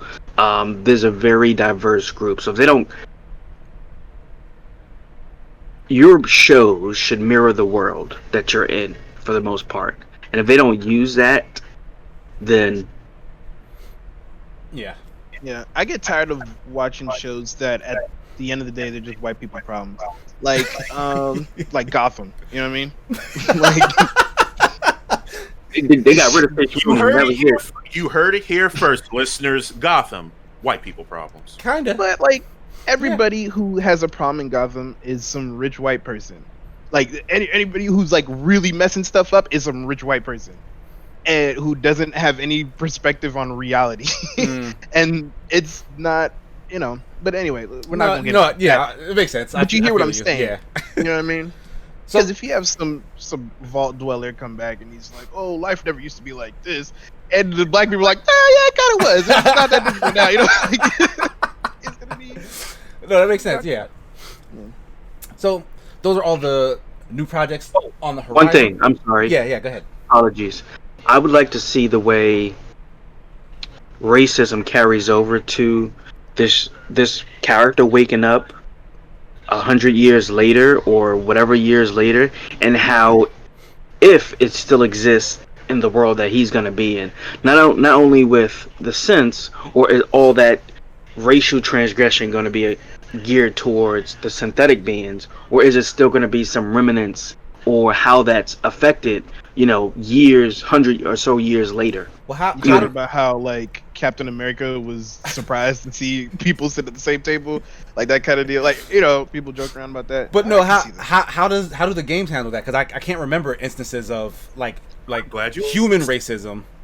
So in Fallout 4, the people who are trying to the Minutemen, they're the people who are off Preston Garvey. That's kind of the memed character in Fallout 4. There are still bouts of racism that you experience with the Raiders, for example, because the Raiders, before the bombs fell, were the rich upper crust of society. They were the best of the best. And then the bombs hit and they all fell to their baser instincts. But they still have that idea in the back of their head that I'm just better than you because I was just born that way, period. Except now it's, I was born this way. I'm hyped up on chems right now, and you have something that I want, so I'm going to shoot you now. And then it's just that, and now through the mind, now think of this through the mind of the Raiders, now there's just significantly more people for me to take over because I know I'm better than them too. These are ghouls, these are vault dwellers, these are synths, these are synth sympathizers. Like, so you definitely still have that. It's just now there's just more people for you to be racist against. That's basically it. It's not like, oh, we're all humans and those are synthetic beings. It's like, no, it's still, I'm better than you because of my skin color and drugs, and you suck. That's basically how they deal with it. You sound like the KKK on meth. Oh, yes. So the KKK. That's actually that's a very good way of thinking of that. That's a very good way of putting it. Like they actually, they actually introduce slave collars that explode. Oh my goodness! Wow. Yeah, right. Like that's actually in the game. Right. Okay. So definitely want to see what all of these projects turn into. Most of them seem very promising. So a lot to be excited about. We're going to move into our first real topic, though. Jeff, what do you got for us coming to us in the summer? Recently it was announced that there's going to be a Summer Games Fest, which is kind of like a, so when people go to E3, they can try out all these demos and whatnot on the game floor. So Xbox and IGN are going to be bringing to everybody July 21st to July 27th. It's called the Summer Game Fest Demo Event. Will let Xbox owners try over 60 brand new game demos for upcoming unreleased Xbox games, including Crystal's Destroy All Humans, Haven, Hellpoint, Skatebird, The Veil, Shadow of the Crown, Raji and the Ancient Epic, and Welcome to the Elk. According to Xbox, there's going to be about 75 to 100 games once everything's kind of fleshed out. Okay, so we don't know right now what all is going to be there, but No. Any of the stuff that was just listed appeal to you guys? I did see Hellpoint in the Epic Store. Yeah, like Hellpoint, I believe, showed up on the Escapist indie showcase, and a lot of people were like buzzing about that. I don't think I actually saw it when it showed up, but people were into that. Chris Tales, I've actually been following for a little while. The art style in that looks phenomenal. Like, it looks like a straight up cartoon. And Chris Tales, you said? Yeah, like it looks dope as hell. Like, I definitely want to check that out. A lot of the games that were on, you got actually, the Escapist indie games presentation. If we're gonna get a lot of those on there, because actually, because there was a similar thing that just passed for Steam. Like, Steam was doing like a summer demo thing where like a lot of games that were being announced or showing up or coming soon all got like demo versions. that these games are going to be backwards and forward compatible, or do you think we're going to see any Xbox Series X games? I doubt that. I mean, we'll probably see some of these on the next ones, like just as downloadable, because I feel like everything's going to be playable going forward. Yeah. But yeah, I don't think we're going to get a chance to mess with anything that was going to launch on the Series X, you know what I mean? Now, once let's say the thing does get back up and running, would you continue to see them to kind of give us at home the opportunity to play some of the demos that are being showcased on the showcase floor, or would you rather just go back, hey, only people here can play these demos? What do you guys think? I think what they're doing right now is a good substitute for E3. Good substitute for a lot of these gaming conventions, and I think they should continue to do it in the future. Definitely have timed periods for demos. I think it's a good idea. I think especially with the pandemic and with right now no end in sight, I think they should keep that up. I'd like to see, like you said, what 70 something to a how many Like games? 75 to 100, yeah. 75 to 75 100. to 100 games to try out. That sounds amazing. That's exactly what you would have wanted from a con anyway. Going to a con, I've been to E3 twice now, and I've demoed less than 10 games. Less than 10 games because of the lines and the crowd and fatigue and all that kind of stuff. And there's games that I really wanted to check out, and I couldn't, even though I made all the effort just to be there. You know what I'm saying? So I think this is a great idea for game enthusiasts everywhere. So does anyone remember when the 360 first launched, every single game had to have a demo? Like, it was mandated? Yes. That was dope. Yeah, is there a chance that maybe we could get that again when the Series X comes out? Because, like, this is kind of what this feels like. Not with pre-orders. Nope. Like, sell it through the roof. Nope. If I can sell you on the idea of something without having to give you that idea, I'm going to do that. Yep. It takes the chance of them actually losing money if somebody negatively reviews the demo that they played, even though it says, "Hey, this isn't, the finished product." It does put like anyway. Exactly. And I'm sorry to put it to you this way, but you realize that when games first come out, we are the beta testers for that, and then they're just gonna fix everything that the reviewers complain about, and then all the other people complain about, and then there'll be a patch, and then the game will be liked again. Yeah. There's no benefit for the creators, I guess, to do that anymore. Even though it was have a game go back to, was that Crucible went back to closed beta? Right. Yeah. Amazon's first game release, Crucible, free to play. Team shooter or whatnot, they unreleased it. Yeah, it's back in beta because it was basically lukewarm reception when it released. So yeah, so now it's a demo. So I guess that's what I was asking for. Yeah. Okay, so we'll move off of the Summer Games Fest. Blue, you're gonna go into this next story. This is the big one. So Evo Online canceled after Street Fighter, Mortal Kombat, and others withdraw over abuse allegations. So first of all, Evo Online canceled. Like, yo, that just sucks. Yeah, it was already changed because of Corona, and they're doing this backup version. And then now we're not getting it at all. Thanks because of one of the co-creators. Like, he was the one who was accused. What's Joey, Mr. Wizard, Cellular. Wizard. Yeah. He was accused of touching little boys and stuff, man, back in 2002 in California. In Southern California, he was at some like mini golf place where a lot of Smash people used to link up, and he was like paying them to do nasty stuff. I don't know if we need to go into it. Some of the articles that I read goes into it, and it's disgusting. So apparently he's been doing this for decades. But the guy who first spoke out about it, his incident was back in 2002, and there's lots of cats before and after him as well.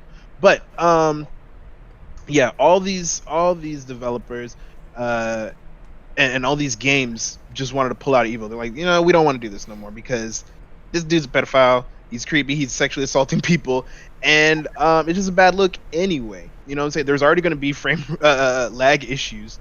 So we don't want to have our game anywhere near that. Yeah. All of the major games pulled out. All of the major games came out saying that we stand in solidarity with, supporting and helping the people that have been abused. We don't tolerate that by any means. Now, granted, the other co-creator of Evo has stepped in as acting CEO right now. But it's just crazy how within the same day, this is on the 2nd of July, on the same day, all of these game studios just called up and said, yeah, no, we ain't doing it. We're not doing this at all. It was immediate. Effective immediate. Yeah. You know what I'm saying? But this guy is disgusting. Yes. This guy is really sad. And there's others. Go ahead. No, I was just going to say, Evo's response to this was that, of course they canceled it because... Yeah. They're basically separating Wiz from the company entirely, and then they're going to work to basically try and rectify the situation going forward. So for the sake of what EVO stands for, like being like a premier fighting game tournament, like I do hope they can recover from this. Yeah. But yeah, this guy having that, and it's not just him, and that's the worst part, right? Because then we go into and I don't know if we just really bridging the gap on these topics, but this is all related. Yeah, because this was basically allegations coming out all over the place. Super Smash Brothers. There's a bunch of these top players and commentators that have also been involved in sexual assault, bro. Including, we had a guy that was supposed to come talk to us, right? And we canceled that. And this guy is relatively small compared to the big names. Yeah, like these are some of the best Smash players in the world. Like top ranked. D1, they hold their own tournaments. Their D1, who is a commentator for Smash, is normally partnered with Nintendo. Like when Nintendo hosts tournaments, they talk to and hire D1 to do commentary. He was also, and this dude's been like inviting underage girls to parties where there's alcohol and whatnot, and like there were so many twit-longer messages, both from the victims and then from the people who being accused, writing their responses. Some of them, acknowledging like, yes, these things happened. I'm sorry, it was a mistake. Blah blah blah blah. But also certain people trying to deny allegations or trying to explain their side.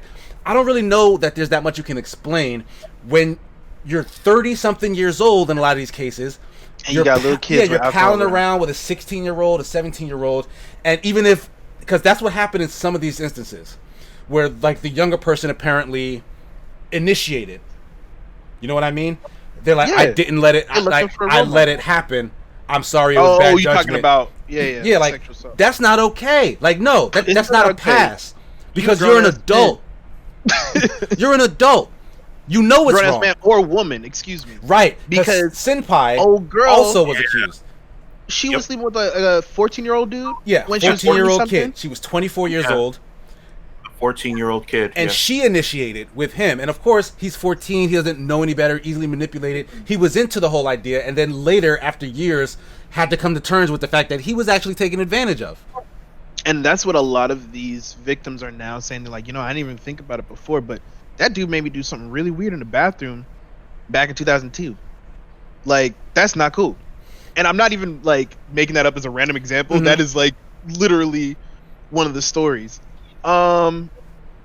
It's disgusting. It's disheartening, and these people need to be punished. Yeah, like for go ahead, gamer. Sorry.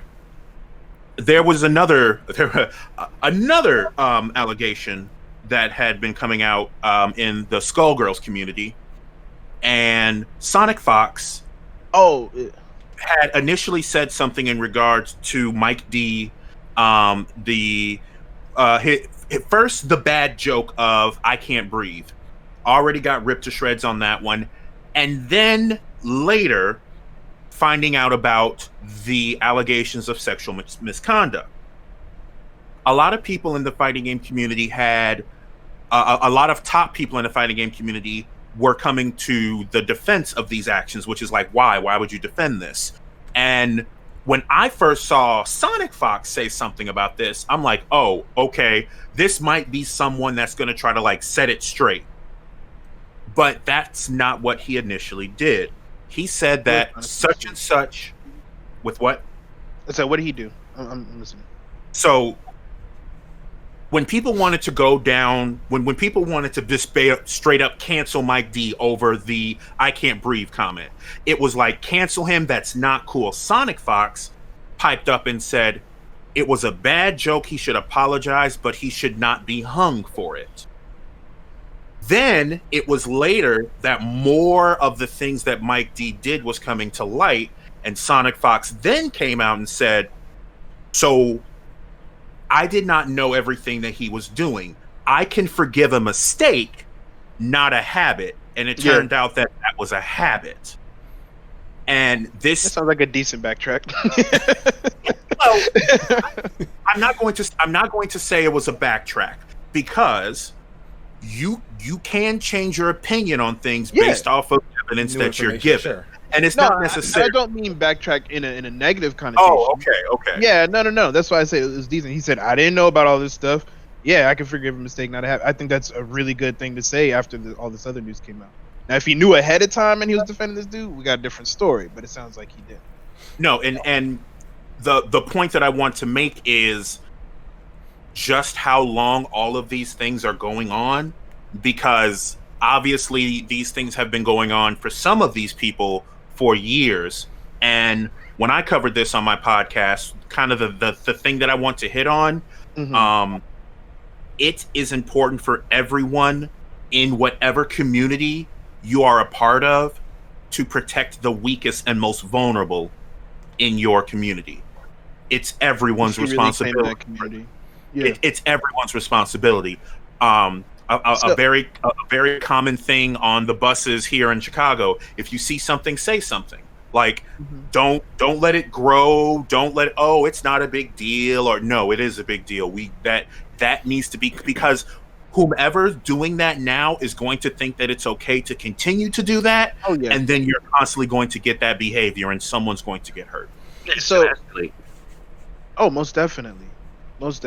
And then you get this web of people that know and didn't say anything, and it just looks worse and worse and worse. That's kind of what happened with a lot of the tournament organizers, because the people who are putting on these events are somewhat culpable, because you gather all these people together, and then you have no control over where, like the fact that they're even at these hotels where like grown adults who are legally over 21 and can drink are in the same room as teenagers, underage people who can't drink, because they're playing games, they're practicing together and whatnot, right? It seems innocent on the surface, but then how many people in that room know what's happening and then don't say anything, don't bring it to anyone else? Yeah. I have some questions about that whole setup, but that's not the point right now. You know what I'm saying? The point is, there are adults who are being disgusting, unlawful, and just evil. And they should be punished for it. I was gonna say, Gamer, you mentioned Sonic Fox. He's among some of the other top players that have removed themselves from Evo. They put out statements. Saying, we're not doing Evo Online. Period.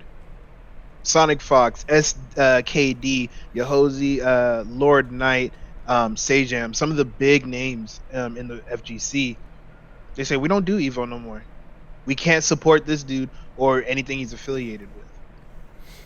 And doesn't that just kind of rings, and I'm sorry I have to bring it to this, but it's just kind of rings true to what was the story that we covered where the CEO of CrossFit said that he wasn't supporting Black Lives Matter, and then all of that came down on him like in an instant. It's like it seems as if there's something in the air to the effect of, okay, enough is enough. We just can't do this anymore. This has to stop. Everything that you've done, I have to pull away from. And that, it seems like that's like what it's going to have to be. Just burn it all and start over, because this is not working. It's for sure a culling, especially in the Smash community, because so many of these players are just going to be outright blacklisted from everything. Like, I was made aware of, like Blue mentioned, Ace Attorney, who we've talked about on this show a couple of times. Like, he's a top Zelda player in my state, New Jersey. He was going to come on this podcast next week. I was informed about the situation that was happening with him from someone else who was at a tournament that I hosted playing against him, who said, look at all this stuff that's coming out about this guy. Like, I hope that you, referring to the realm where, we held tournaments, are aware of this so that you can ban him from the thing. I responded to him and saying, like, yo, 100% agree. 100% agree. Like, that's not okay. It's not what we want to happen, where we want, people to gather and feel safe and whatnot.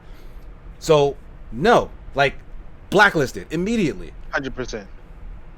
100%. And I will say, there's no sympathy for that. Right. Like, believe victims, first and foremost. Like, if someone tells you that there's something wrong, believe them. In America, supposedly you have this whole... and believe. Yeah, you're like, because you have this whole idea, like, innocent until proven guilty. Some people are like, oh, I want to see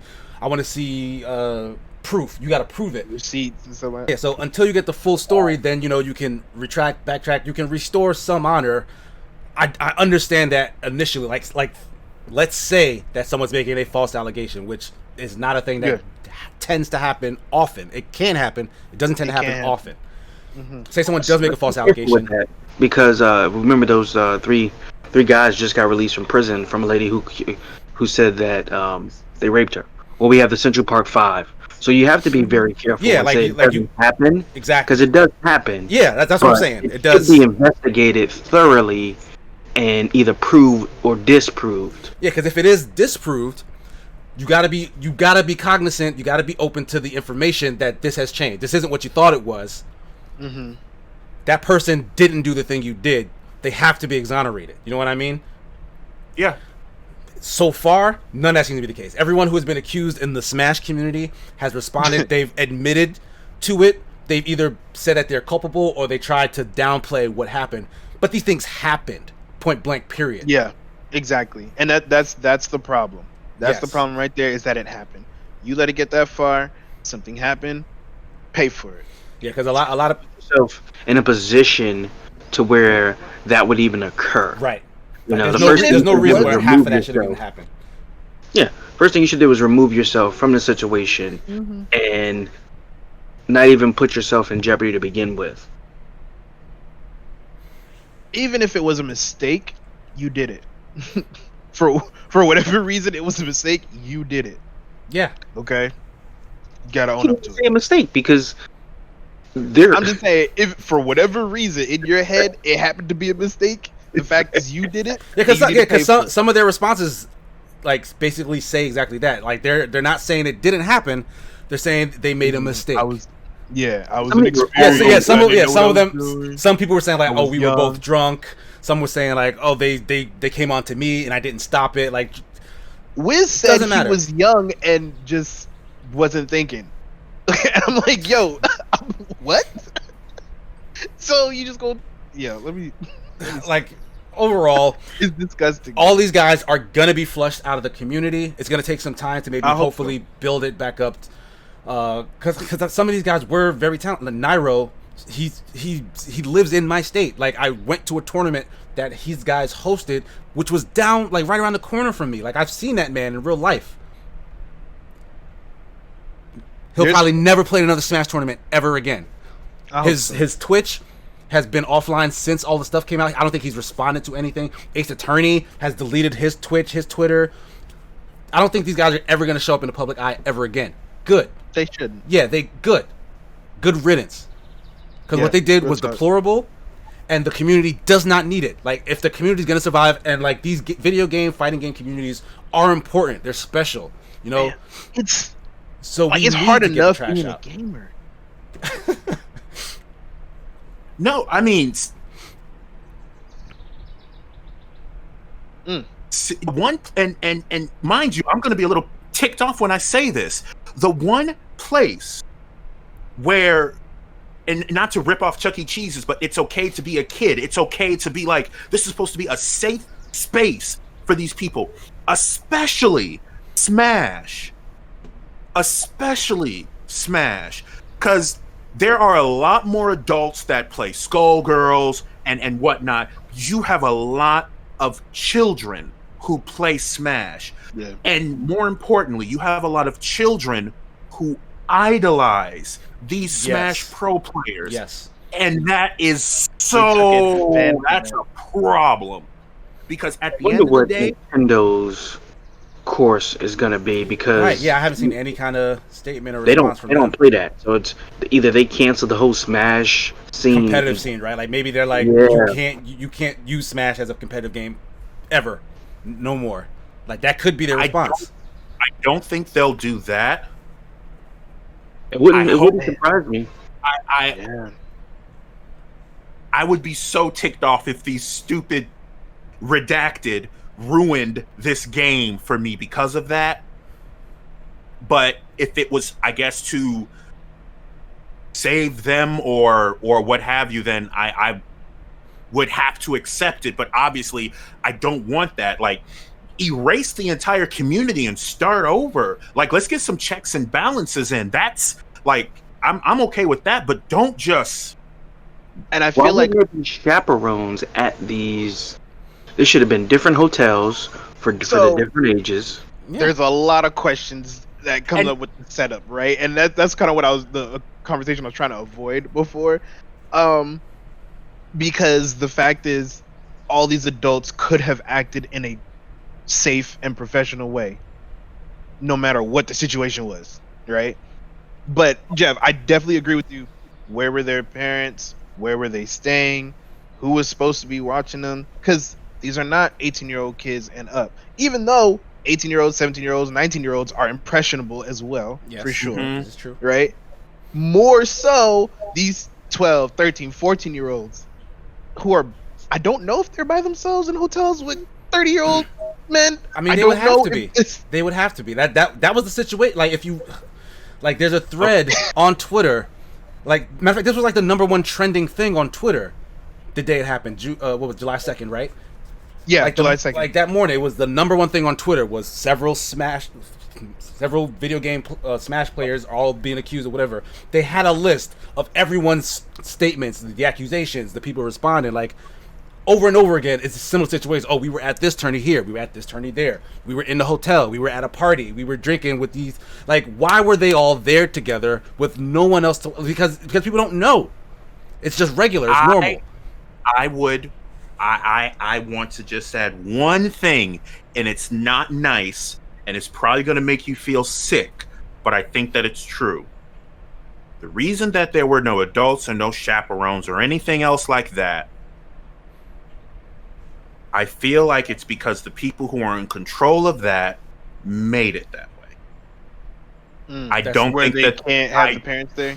I don't think that any of this was on accident. I don't think that there was no adult supervision for no reason. And yes, that sounds absolutely disgusting.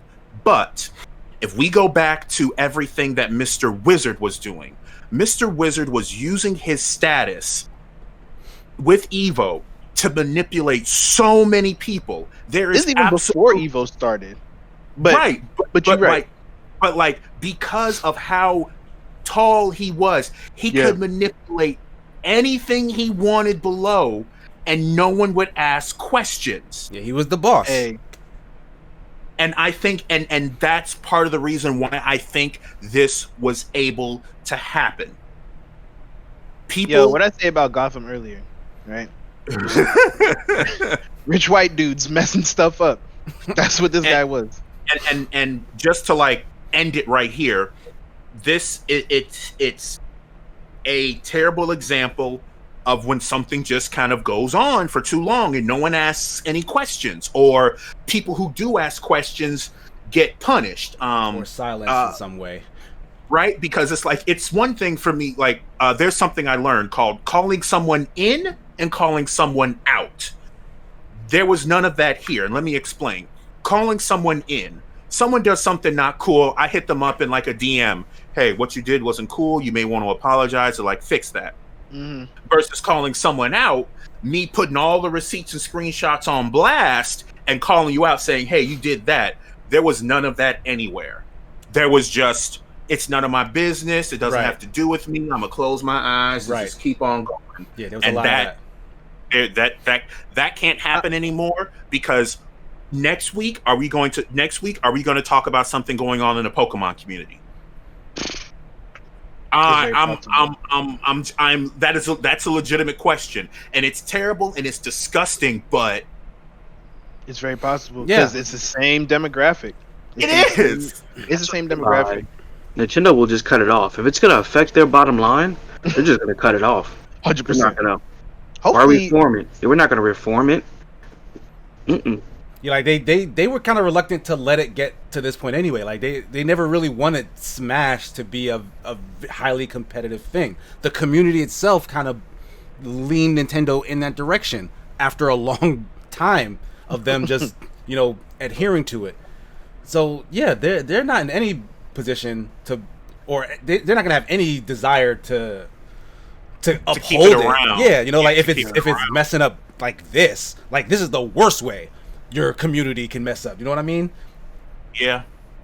Tell So you are that you the thinking kids aren't I safe. feel like you think of just like removal of online altogether, and it'll just be local, or like, Well, or I mean, like just like Nintendo allowing their game to be used in tournaments to that degree. You know what I mean? Like, I don't think that they'll remove online functionality. Like, people can still gather and probably do their own local things, but like, Nothing yeah, official. like Evo needs Nintendo's permission in order to have it there, and Nintendo only recently let them have that. Remind you, like it was a couple years ago with Smash 4. Nintendo finally was like, you know what, fine, you can do that. You have our involving money blessing. if there's like a cash prize or something. Yeah. Oh yeah. Like Nintendo has to allow it. So, what is their incentive right now? One thing I just wanted to just add, and this is probably gonna be my last point on this one. Just throw some more perspective on this, right?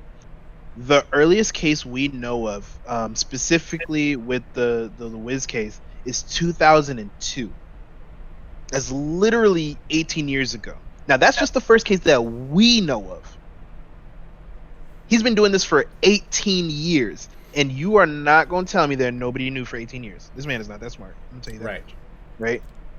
Absolutely. So, Sigma, you said it earlier, right? And it's kind of tying in what we were talking about with the supervision and Gamer, you talked about how it's set up, right?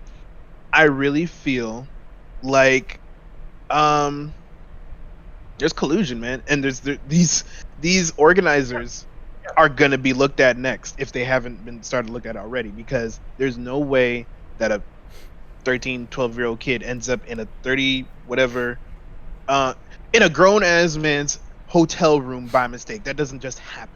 no, it exactly. It doesn't just happen. And it doesn't just happen for 18 years. Right. Because And it doesn't just happen for 18 years. So this man's not alone. And I think they're gonna find them cats. Yeah, whoever And I else hope they do. knew and did nothing, like they are culpable. Yes. That's all I gotta say. All right, so we'll move off of that topic. We'll go more into the actual games industry news. Gamer, what do you got for our final topic? So our final topic, it seems like I'm going to say the article. I'm going to give my piece. So it seems as if we may be seeing a rise in video game prices for the PS5 and Xbox Series X, which translates into, I guess they just don't have enough money.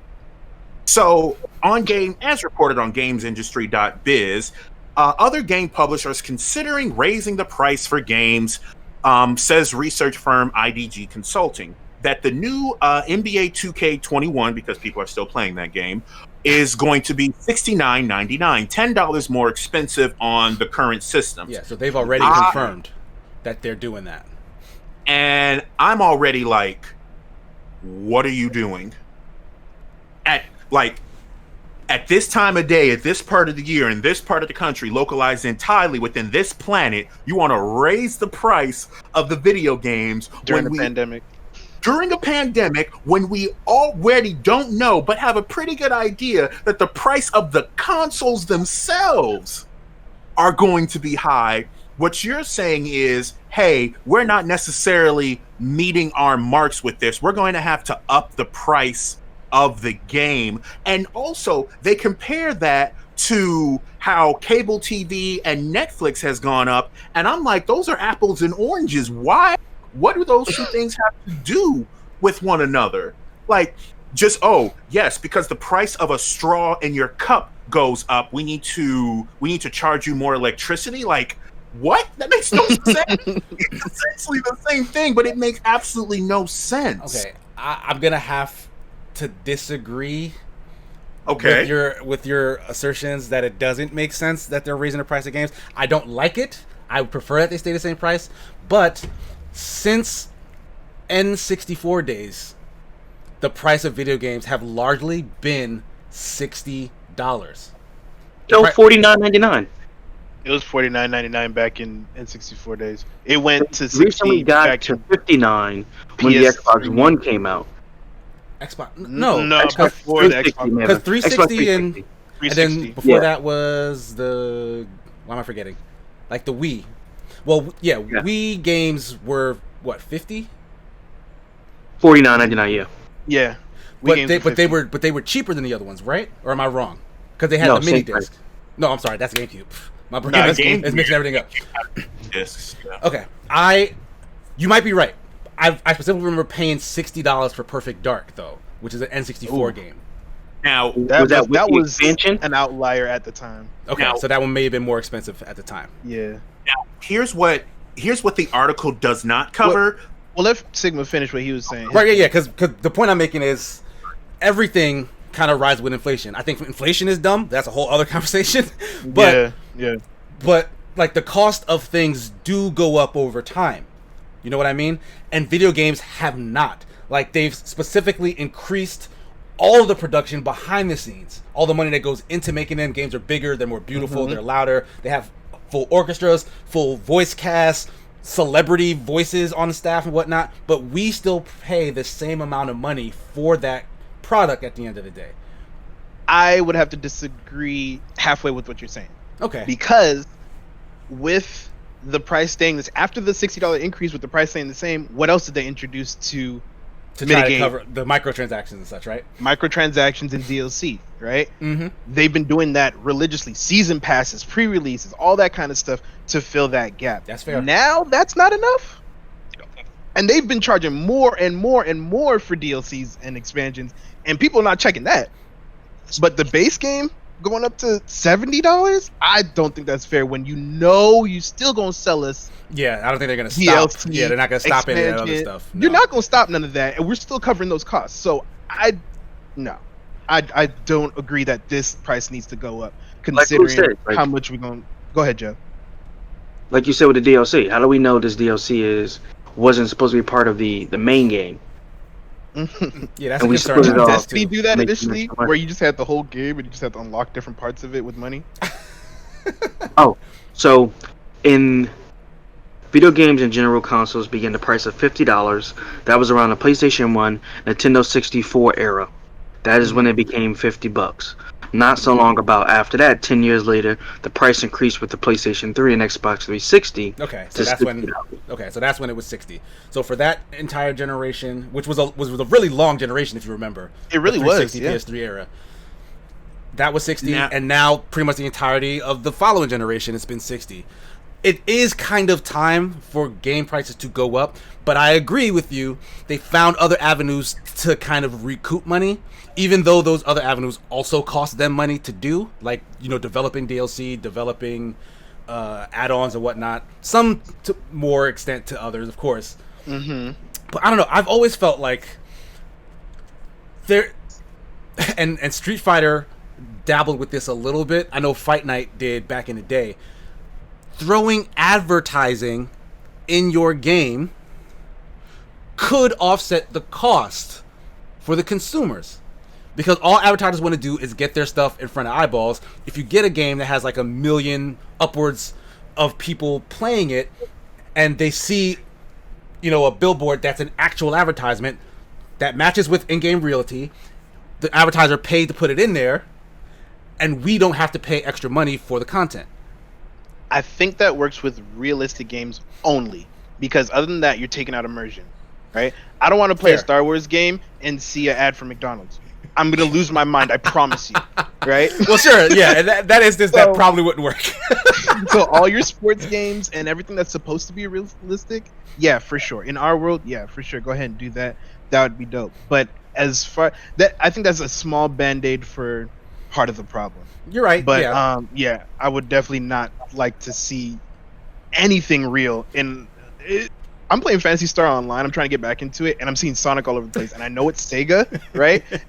But it's still like jarring. Yeah, they do show actual commercials for the Sonic movie in that game, and that's just because it's brand synergy. Like, it's a Sega-owned thing. Yeah, they're doing it because they can, but it takes me out of we in the space station and we're doing all. No, it's like got a space hedgehog, But got a space hedgehog. Space hedgehog. Kind of the last thing that I kind of want to mention with that is, so they mentioned that the price of games needs to come up, right? Mm-hmm. I am really sorry that I feel like just that complainer, but minimum wage and whatnot can go up too. Yeah. That way it wouldn't be such a stress for people to get these games where it's like, oh, you put more money in this. Oh, well, because the poverty line is significantly higher now. Okay, this won't be, this won't break the bank. And I will always think about the consumer, because the shareholders, they'll always have their money. The game can tank and they'll still make their money. They'll be fine. Like, that do not increase the price of a game, because you have made base games smaller, DLCs bigger and more expensive, made microtransactions more predatory, where you have to get into legal battles about whether or not your video game is gambling. I think we're having the wrong conversation here. If you have to argue to a country, get them more money. Right, like no, this isn't gambling. It's surprise mechanics. That's what they wanted to call it. Surprise mechanics. Like Kinder eggs. It's like, get out of here. Stop that. You have enough money. You just want to squeeze more out of us. Yes. During the pandemic, y'all. Why $10? Go ahead. You said why $10? Yeah, it is a pretty arbitrary number, right? I feel like it's comfortable enough for people to. Yeah, it's probably the easiest number to sell, right? I feel like 5 is easier. 5 I wouldn't think so much about. 10 makes me consider it. 5 makes me think, like, I don't know. I feel like there's a big, I wouldn't even say a big difference, but there's a difference in the mentality between adding $5 and adding $10. $10 makes me feel like, okay, I'm getting a little bit extra quality. $5 feels like they charge me tax twice. I don't know why, but that's how it feels to me. Even working in retail, if you put something at $1, it's going to sell much better than something at $1.25. But it's not going to sell as good as something that's 99 cents, right? Yeah, no, people don't see the difference between 99 cents or $1. Trust me, it sells the same amount. Okay. 99 cents or $1. But it's when you start to go past that dollar amount, and when you start to get closer to $2, that's when it becomes a little bit more different. So that's what I mean by they could have got away with, or it'd have been easier to go over if it was $62 as opposed to $70. Yeah. Yeah, because it's a lower number. We're about to drop a bill, and we have been dropping bills on one game, but we're about to do it. Yeah, matter of fact, I'm glad you brought that up, because they've kind of already been doing this. Like, okay, the base game is $60, but the special edition is $80. The collector's edition is $100. The super extreme special expansion edition is $120, and it comes with a freaking plastic doll or some. Yeah. And once they hit that $70, they're not gonna stop any of that. You're right. Yeah, everything continues except the base is now higher. But on the flip side, with all of the there has been a lot of variety in pricing in general now. So like everything doesn't come in at 60. We have games that launch at 30 now. We have games that come in at 20, 10, 5, depending on like the scale and the scope. Some are usually AAA games. Well, that's fair. Yeah, it's like the AAA does kind of set a baseline, but there's sometimes you get kind of AAA quality experiences without, like, and I know you guys aren't maybe the biggest Rocket League fans, but Rocket League is a game I've put a lot of hours into, like more hours than some of these big AAA games. I love that game. I can hear the love. I can hear the love in your voice. I hate that game. But like in terms of gameplay, like I get as much out of that as I have out of some of these full price $60 games. And Rocket League is not $60. Rocket League I think was $20 when it was like brand new, and since then it's lower. So I feel like there is room for some of these games to launch at $70, and I do think it depends on what the game is. Like, don't blanket the industry with $70, because a game like Cyberpunk that's coming up could probably justify releasing at $70 based on what's in there.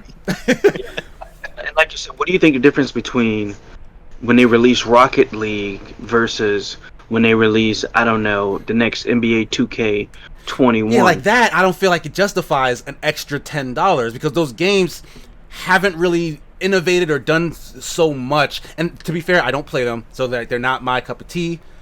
But just from what I know of the franchise, like what is the extra $10 worth of game that you're getting? I know that they're going to be better graphic wise because the new consoles are coming. But come on, is that worth the extra $10? I believe that sports games. Yeah, I was gonna say large following. Sports games are gonna have probably the least impact from this price increase, in my opinion, because these cats are already loyally buying the same. I'm not gonna say the same game, but buying a similar game year after year, right? And a lot of that new $60 price, they put that down. They put that money down because of FOMO. Like, for example, right, last week we had two guys in our chat who wanted to play a soccer game together. They wanted to play FIFA, right? They had to keep asking each other, do you have FIFA 20 or do you have FIFA 19? Yeah, you're right. They had and that's to clarify important. That. Because if you like FIFA 19, you can't play that for 2, 3, 4 years and have the same experience. Yeah, just like you can play any of our old games. The rest of the community moves on to the next one. Well, exactly. How about this then? Because this is NBA 2K. This isn't NBA Live, which is owned by EA. EA are the ones who are, every single year notoriously price gouging, right? Remember, back before 2K was the best NBA game or whatnot, they did release sports games at $20. Yeah. Before they got boxed out by EA. Is it possible that for the next generation, with all this games as service stuff, because we know Destiny 2 isn't going to get a 3, it's going to just continue in Destiny 2, do they want to charge you $70 for NBA 2K21? And remember, Kobe's on this. It's called the Mamba Forever Edition, right? Kobe's going to be the cover athlete going forward, it sounds like. Like, they're not going to pick a new one. Is this now their version of NBA 2K games as service? So instead of you having to pay, because I think I like that idea better. Instead of you having to pay another $70 next year, you just buy the update. You buy the rosters, whatever new features they add, and it just tack that on there for like another $10 next year. Like, what if that's what they're trying to do? I think they're gonna do that. When they got people buying it every year, they're not gonna sacrifice that money. They're not gonna do that. I mean, I don't know. I feel like 2K and Take-Two Interactive, who are their parent company, are slightly less predatory than EA tends to be when it comes to this kind of thing. Like EA and Activision, absolutely. I would never see them trying to let go of the annualization. But there is money to be made with the games as service. And I feel like Take-Two might be much. Well, think about it. Because Take-Two also owns GTA Online. Okay. They're pushing that game into the next generation as opposed to spending all the money to redo a whole GTA 6 right now. You know what I mean? They could be looking at recreating that for sports. Oh, my bad. Yep. No, go ahead, maybe Jeff and I are about to say the same thing. Yeah, go ahead, but I think you're comparing apples and oranges because GTA doesn't change year after year, and there's no outside following. But you just said that the sports games don't change that much year to year. So why could there's a new one every year? Though, because every year they're updating the rosters. You know what I'm saying? You got new players in, new players out. So why wouldn't that work for a games as service model? I'm not saying it wouldn't work. I'm just saying. Comparing that with GTA. Yeah, comparing that with GTA isn't necessarily fair. And on top of that, one like every 3 or 4 years. Mm-hmm. Yeah, and if I could just sell you a whole nother game and you're gonna buy it, why wouldn't I? I mean, development costs. Like you would have a team that's constantly working on the same thing. I mean, I don't know. I'm not a game dev, but I feel like that has to alleviate some stress than going through the cycle of releasing another game and cutting off service to the old one, as opposed to just, this is the game, we can build upon it, we can make it better. People will still buy stuff in it the whole time through, and then when we have a bigger update, we can just charge them for that, $10, $20. So you mean more like Pokemon Sword and Shield, where instead of releasing we did Ruby, now we're gonna do Omega Ruby. Instead of doing Omega Shield and Sword, we did additions to that. Content still made $30. Expansions and DLC. Yeah, like games as service. You're saying that instead of a new the game service instead of a new game. Could their plan to raise the price of the base game be because they intend to turn this into a game as service going forward? They would have added that with their I hope they don't. announcement. I feel like they would have said, "Hey, we're increasing the price, but this is what we're going You're to right. do. Okay, that's fair. Yeah. That would be a deal right there. That would be dope. And Sigma, don't get me wrong. I'm not saying that idea is a bad one. I think it's great specifically for the consumers, but not for the company. People trying to make money. Yeah. But Gamer, you said you would hope that they didn't do this. Okay, so you're saying that release the base game at a higher price because we're going to be giving you expansions later. Yeah. Like it's a game as service now. I think of Anthem, which is a problem. Oh God. Cause see, here's the thing. Now you're telling me to make, because we lost Jeff's camera for a quick second. That was me leaving when you mentioned Anthem. Oh. Okay. Keep it going. But that hurts. When I think of that, I think I have to think more about that. And as a consumer, I don't like that. And I'll tell you why.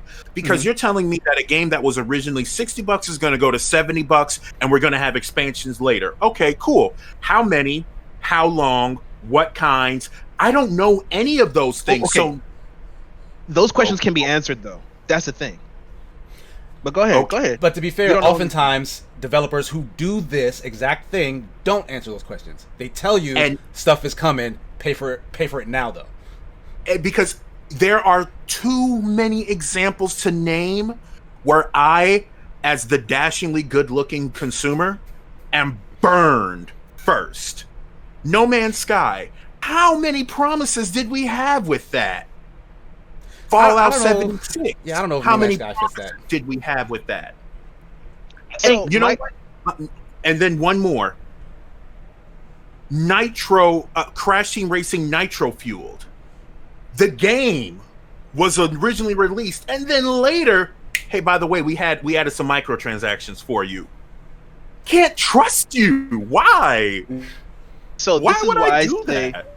and this is kind of like the opposite side of what I was saying to Sigma earlier. I think you're comparing apples to oranges. You're talking about a sports game versus these adventure games, right? The sports game, you know when the update's coming because the new season of NBA is coming. Yeah. You know what I'm saying? You know what updates to expect. A roster update. You're going to expect maybe some clothing certain times of the year. For example, Overwatch, right? We already know when the events are coming for the most part, right? You know that there's going to be an anniversary event. You know there's going to be a Christmas event. You know all these events we're looking forward to it, and some people still buy loot boxes at that time because they're waiting for it, right?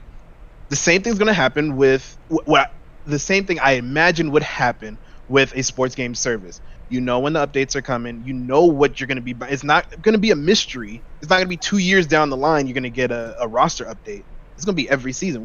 And one of the cool things I actually like about sports games, which a lot of people, and I won't get too far into it. There's actually an American Dad episode about this. But a lot of sports games, fantasy football, fantasy baseball, all that kind of stuff is basically D&D, right? We all know that. Like, we all do know that, right? And it updates in live time. I don't play enough D&D or sports games to actually know that. But it is, and it updates in real time. So if a player is out running with his family tomorrow and he breaks his leg, right? He's out. It's gonna update in your game.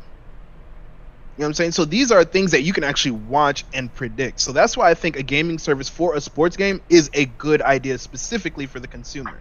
Now, the fact that you have isolated it to sports games, I can agree.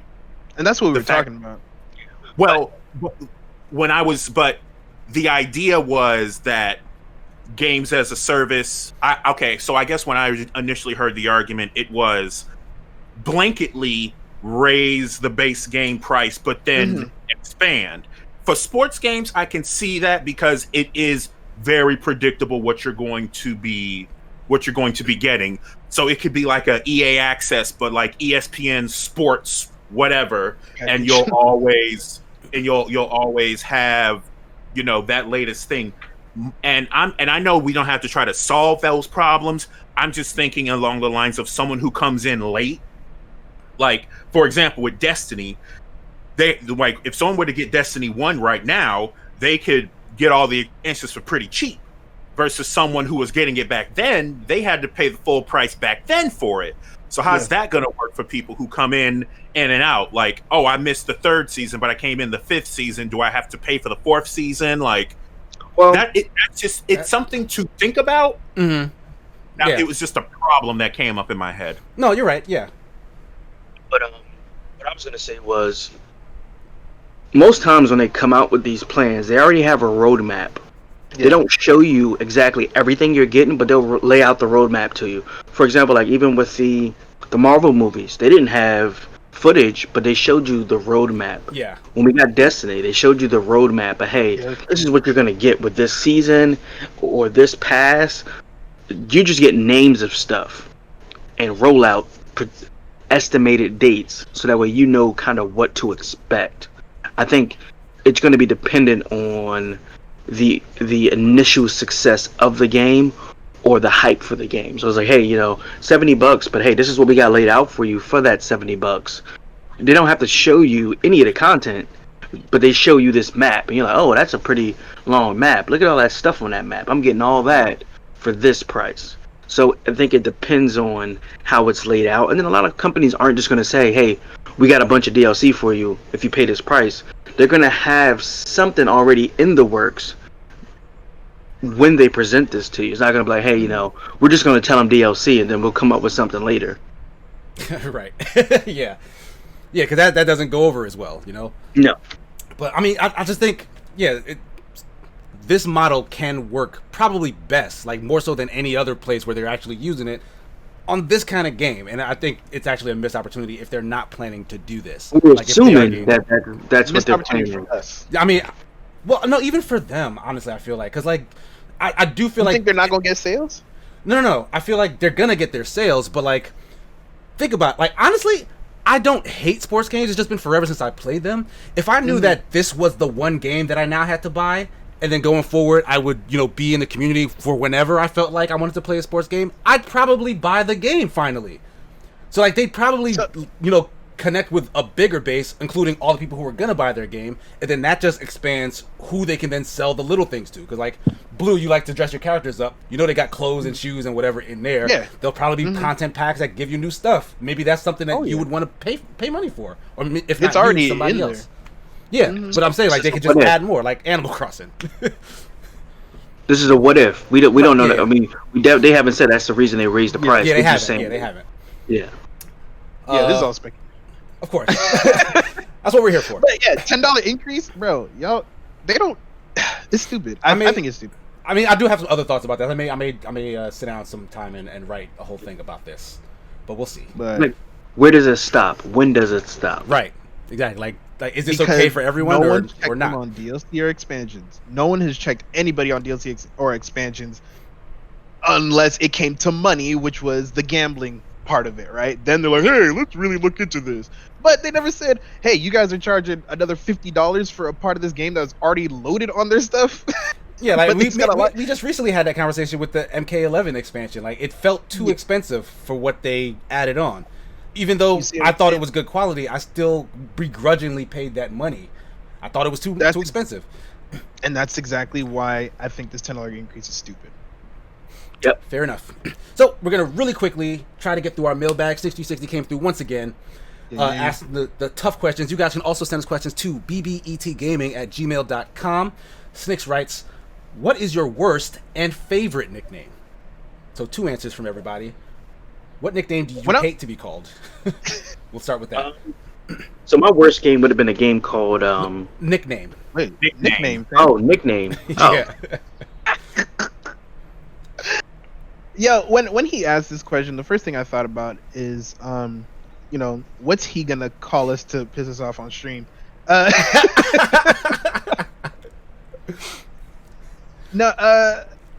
do you guys have anything?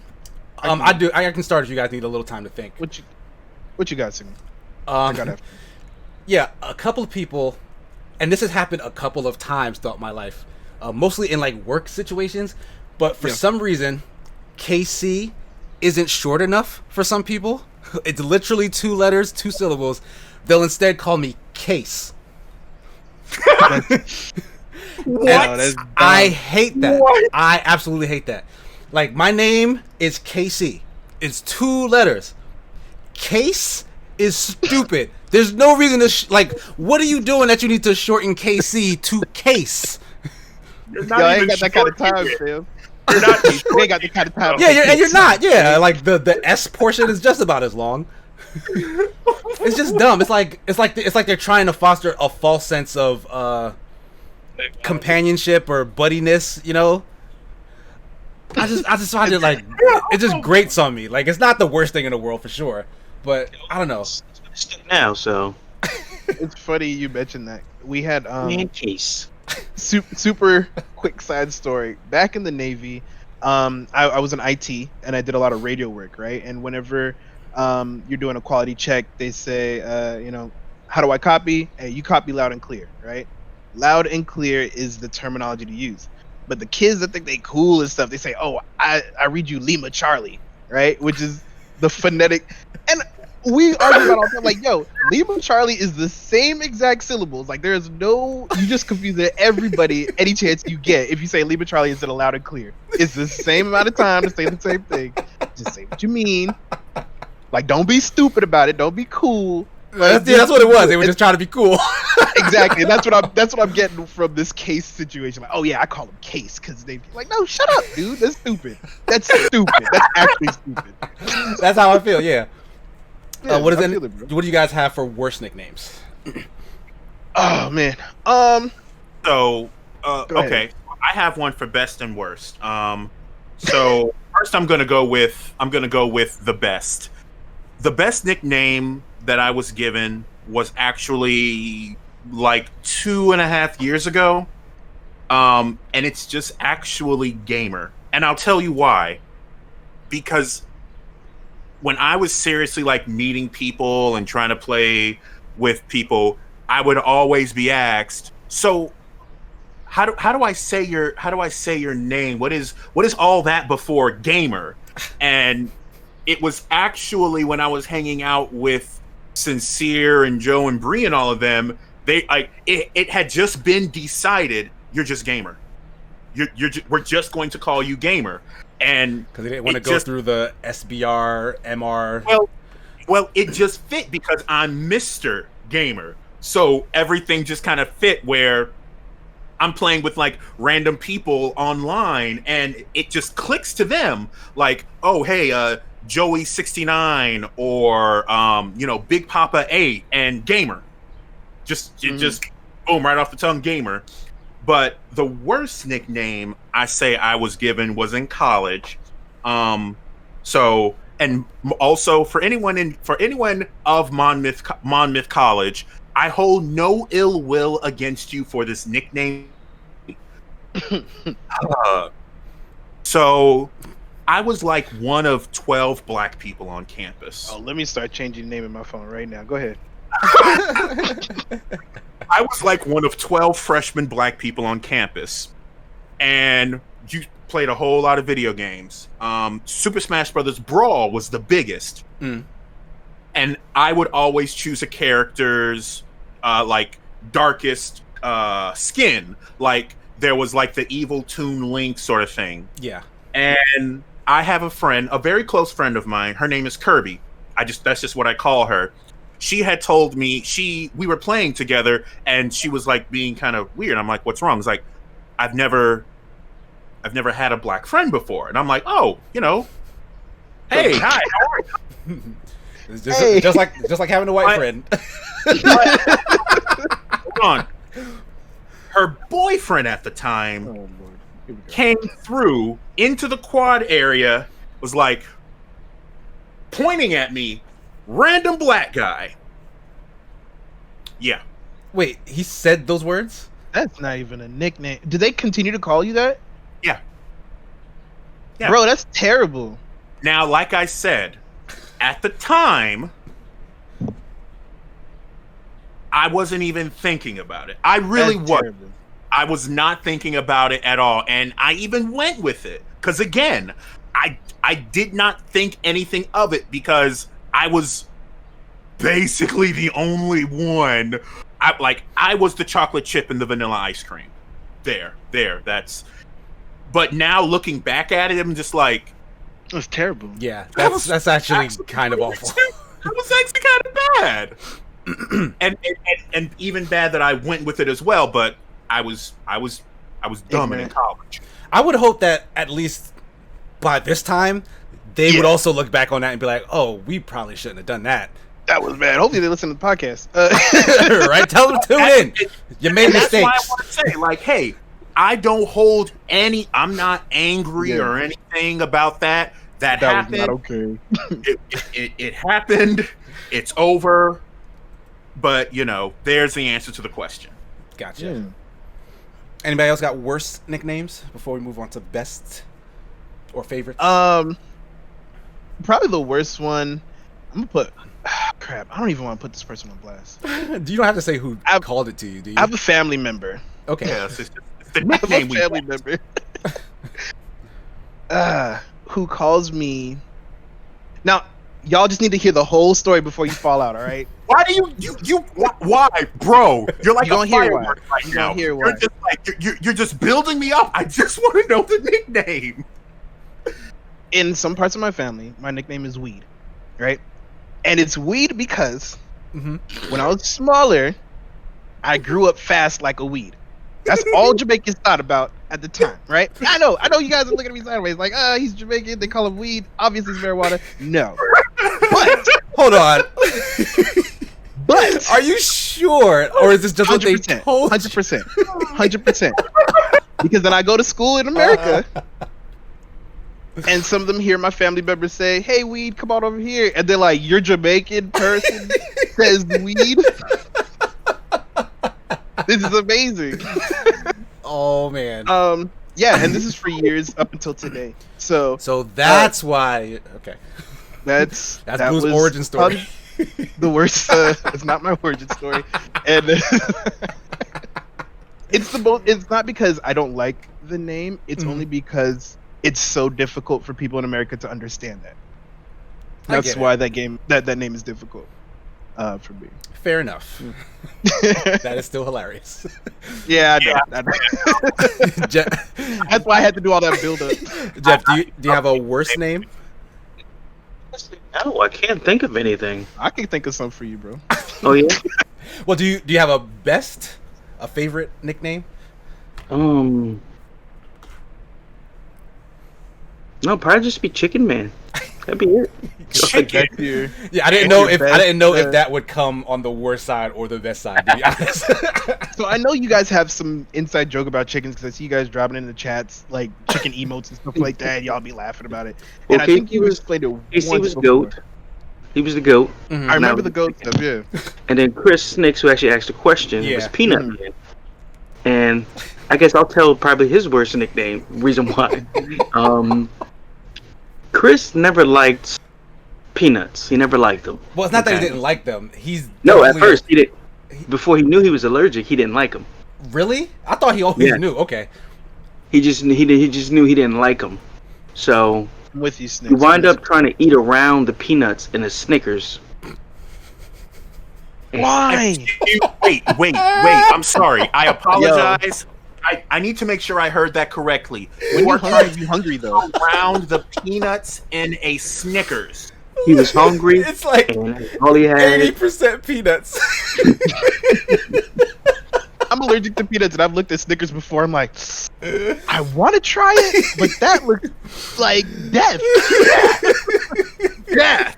That is wrapped up death. That's like 69 cents. So what happened? So he ate around these peanuts. No. Obviously, there was some parts touching peanuts, and he just... Yeah, Oh, he was no. hospitalized. Yeah, Oh, no. he looked like Martin in that one episode when he fought, what's the name? In the ring? Yeah, yeah. Was it Roy Jones Jr.? No, it was, no. Mm-mm. I forget. Okay, but I know the scene. Tommy Hitman Hearns. Okay. Okay. But, yeah, so the end result was hospitalization. And How does that lead to your? well, no, but nickname that's as actually how he got his nickname Snicks, because he was saying that was his worst. We all had nicknames for each other, and that's how we came up with his. His was Snicks. Oh, I was waiting on the Chicken Man origin story. Chicken Man. Oh, I feel like I just started calling KC Goat, and that was his name, and he came up with Chicken, It was. and we kind of just rolled with it. It was because Jeff worked at Popeyes. Oh yes, now. And Yes. Jeff That's basically right. he basically recruited everybody else in our friend circle to work at Popeyes. So they all just worked at Popeyes, but Jeff was like the chicken man. he was the chicken man. He was the chicken king. Were you the Scarface of chicken? Yes. They used to have Oh my like goodness. flour You and didn't see breading that. fights in the back of that kitchen or some nonsense. Like I don't know how they got away with that nonsense. They're coming out with a chicken run too. So Jeff is up on all the chicken news. So, Always. but matter of fact, on that line of thinking, my best nickname is probably Goat Man, like which is what these guys all came up with. Like it was disparaging at first, but back then I don't think anyone ever really used the acronym Greatest of All Time. I was gonna say it wasn't. Yeah, that it wasn't back a in the day, it wasn't a right? Was thing it that like your that beard or long ago. something? No, I didn't have a beard then. I don't know how young Like, you we were. In 7th grade with a Yeah, we beard. were like in 7th, 8th grade. Okay, But I wasn't there. Shit. but yeah, like over time, I didn't think anything of it. It was just they called me Goat Man. Like it wasn't like stop calling me Goat Man. It wasn't like that. Yeah. But anytime anyone else heard that, in their heads they went, "Oh, why do they call you Greatest of All Time?" Oh man. So I was like, greatest of all time, man. I don't know. Man, you just stuck to that, Take didn't you? I don't know. You know, I'm just Just how me. they feel. Just how they feel.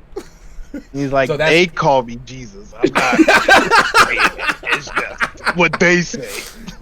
Don't take it from me. Take it from them. Right? Like I don't evangelize this, but you know. So that's probably my Unfortunately, best. I had a note about the chicken stuff y'all were saying earlier.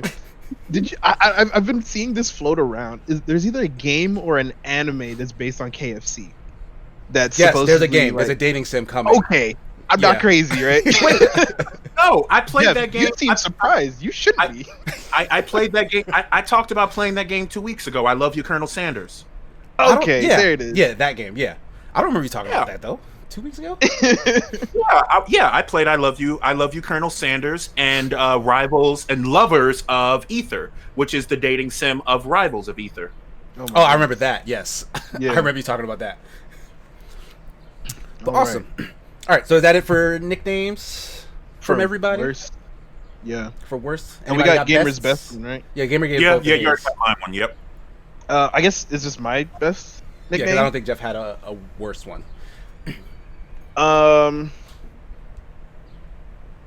named myself Blue. That was pretty cool. So, I like so, it so 'cause where'd that it's come from short, then? sweet. Yeah. So okay, and I think I've said this on the podcast before, but initially, my screen name for the longest time was Black Panther, right? not a And bad it screen was cool, man. Like it was back in middle school, probably 7th, 8th grade, no beard, right? I was Wait, you guys didn't have a beard then? I would believe that you had a No. beard that long ago. I would. I had a yeah, no, he definitely did. He came out with a beard. Yeah, his mom was like, "Man, that was itchy."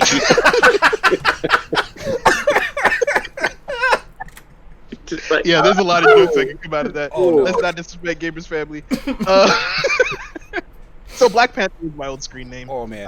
BLAK, right? No C. I was trying to be cool. Panther with the AH at the end, so people were like Black Panther. You know, it was flashy, it was cool. guy can't I spell. loved the animals. I didn't even know anything about the comic book. I come from a Jamaican household. We didn't do all of those at the same time. So anyway, Black Panther was my name, right? Then the misguided American history classes that I took told me that me and my 90% white friends that or I should say classmates, the Black Panther was the same thing, or the Black Panthers were the same thing as the KKK. They were just for black people. That's what they had basically told us. So now all my friends are looking at me like, oh, they called me my real name at the time, Terrence, not Blue. They said, Terrence, you hate white people. And I'm like, no. I'm just found out about these guys. Like, I wouldn't go out and just kill black people and like the KKK would do to, to black people. It was just, so they scared the crap out of me. Oh, And that's I had messed to- up. That's so messed It's up. terrible. Yeah. Especially since And that's a that's- lie. Like your teacher It's basically a- told you and your class there's a huge giant lie. lie. That's Giant that's lie. upsetting. Right. And so then going in with all this ridicule, I changed my name. I was really getting into my my talent at the time. I played piano, and I was joining jazz bands. I played at my church, and I was starting to learn about blues specifically, and I love the blues scales, and so I wanted something intimidating and something jazzy, and Blue Bones was the first thing I came up with. And I wanted to spell it weird. So. I never thought of it as jazzy, but I get it. Yeah, at the time that's what it was supposed to be, but I think it's cool coloration for a skeleton now, and I dig it, bro. I think your opening for your next stream should be like you playing the piano and like dark lighting. And then Dark lighting? The lights come up like as the intro. Like be like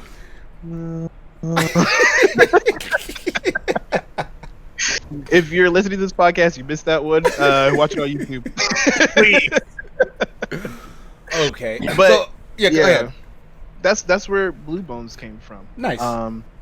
Yeah, the 0 is still a questionable choice, but people like it. They're getting it. They'll learn one day. That one every day.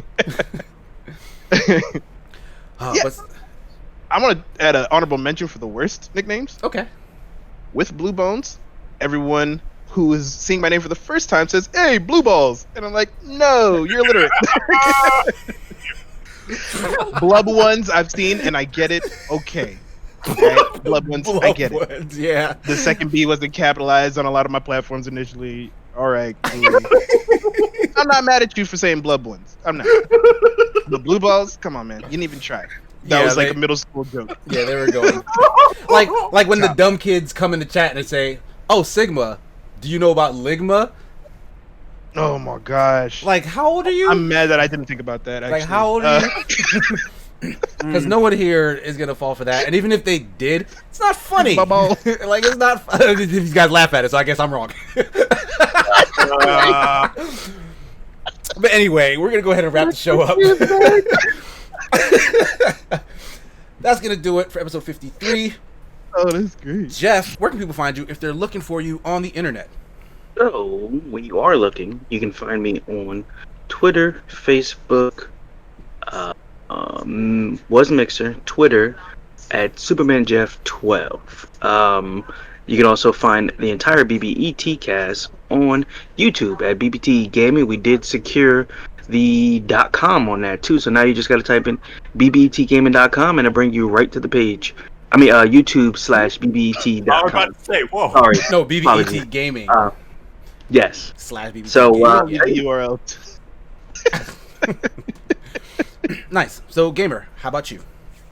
So, you can find me at SBRMRGAMER on all platforms except for Twitch and Instagram. There is an underscore between SBR and then Mr. Gamer. I have the podcast, SBR Reports, which goes up every Friday, sometime around 12 when I can make sure I get the headspace to do it properly.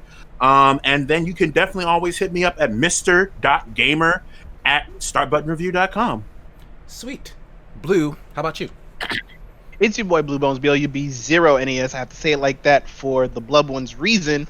Look me up on Twitter, Instagram, Twitch, YouTube, Blue Bones, BLUB0NES. I'm also on Facebook.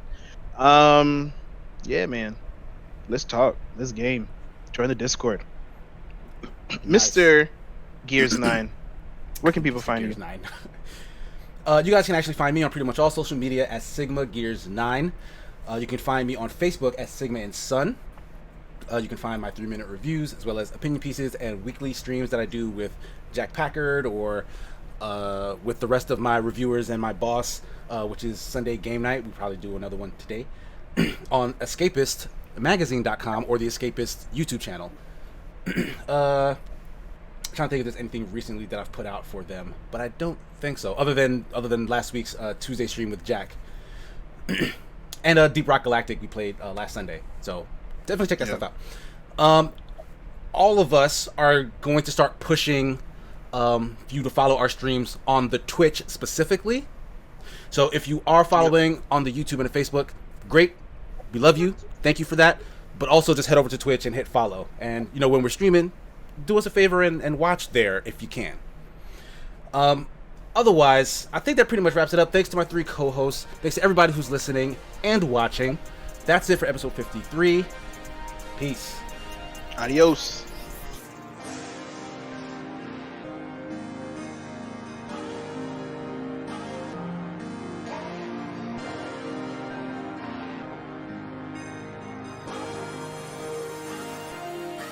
Picture me riding and rolling with models.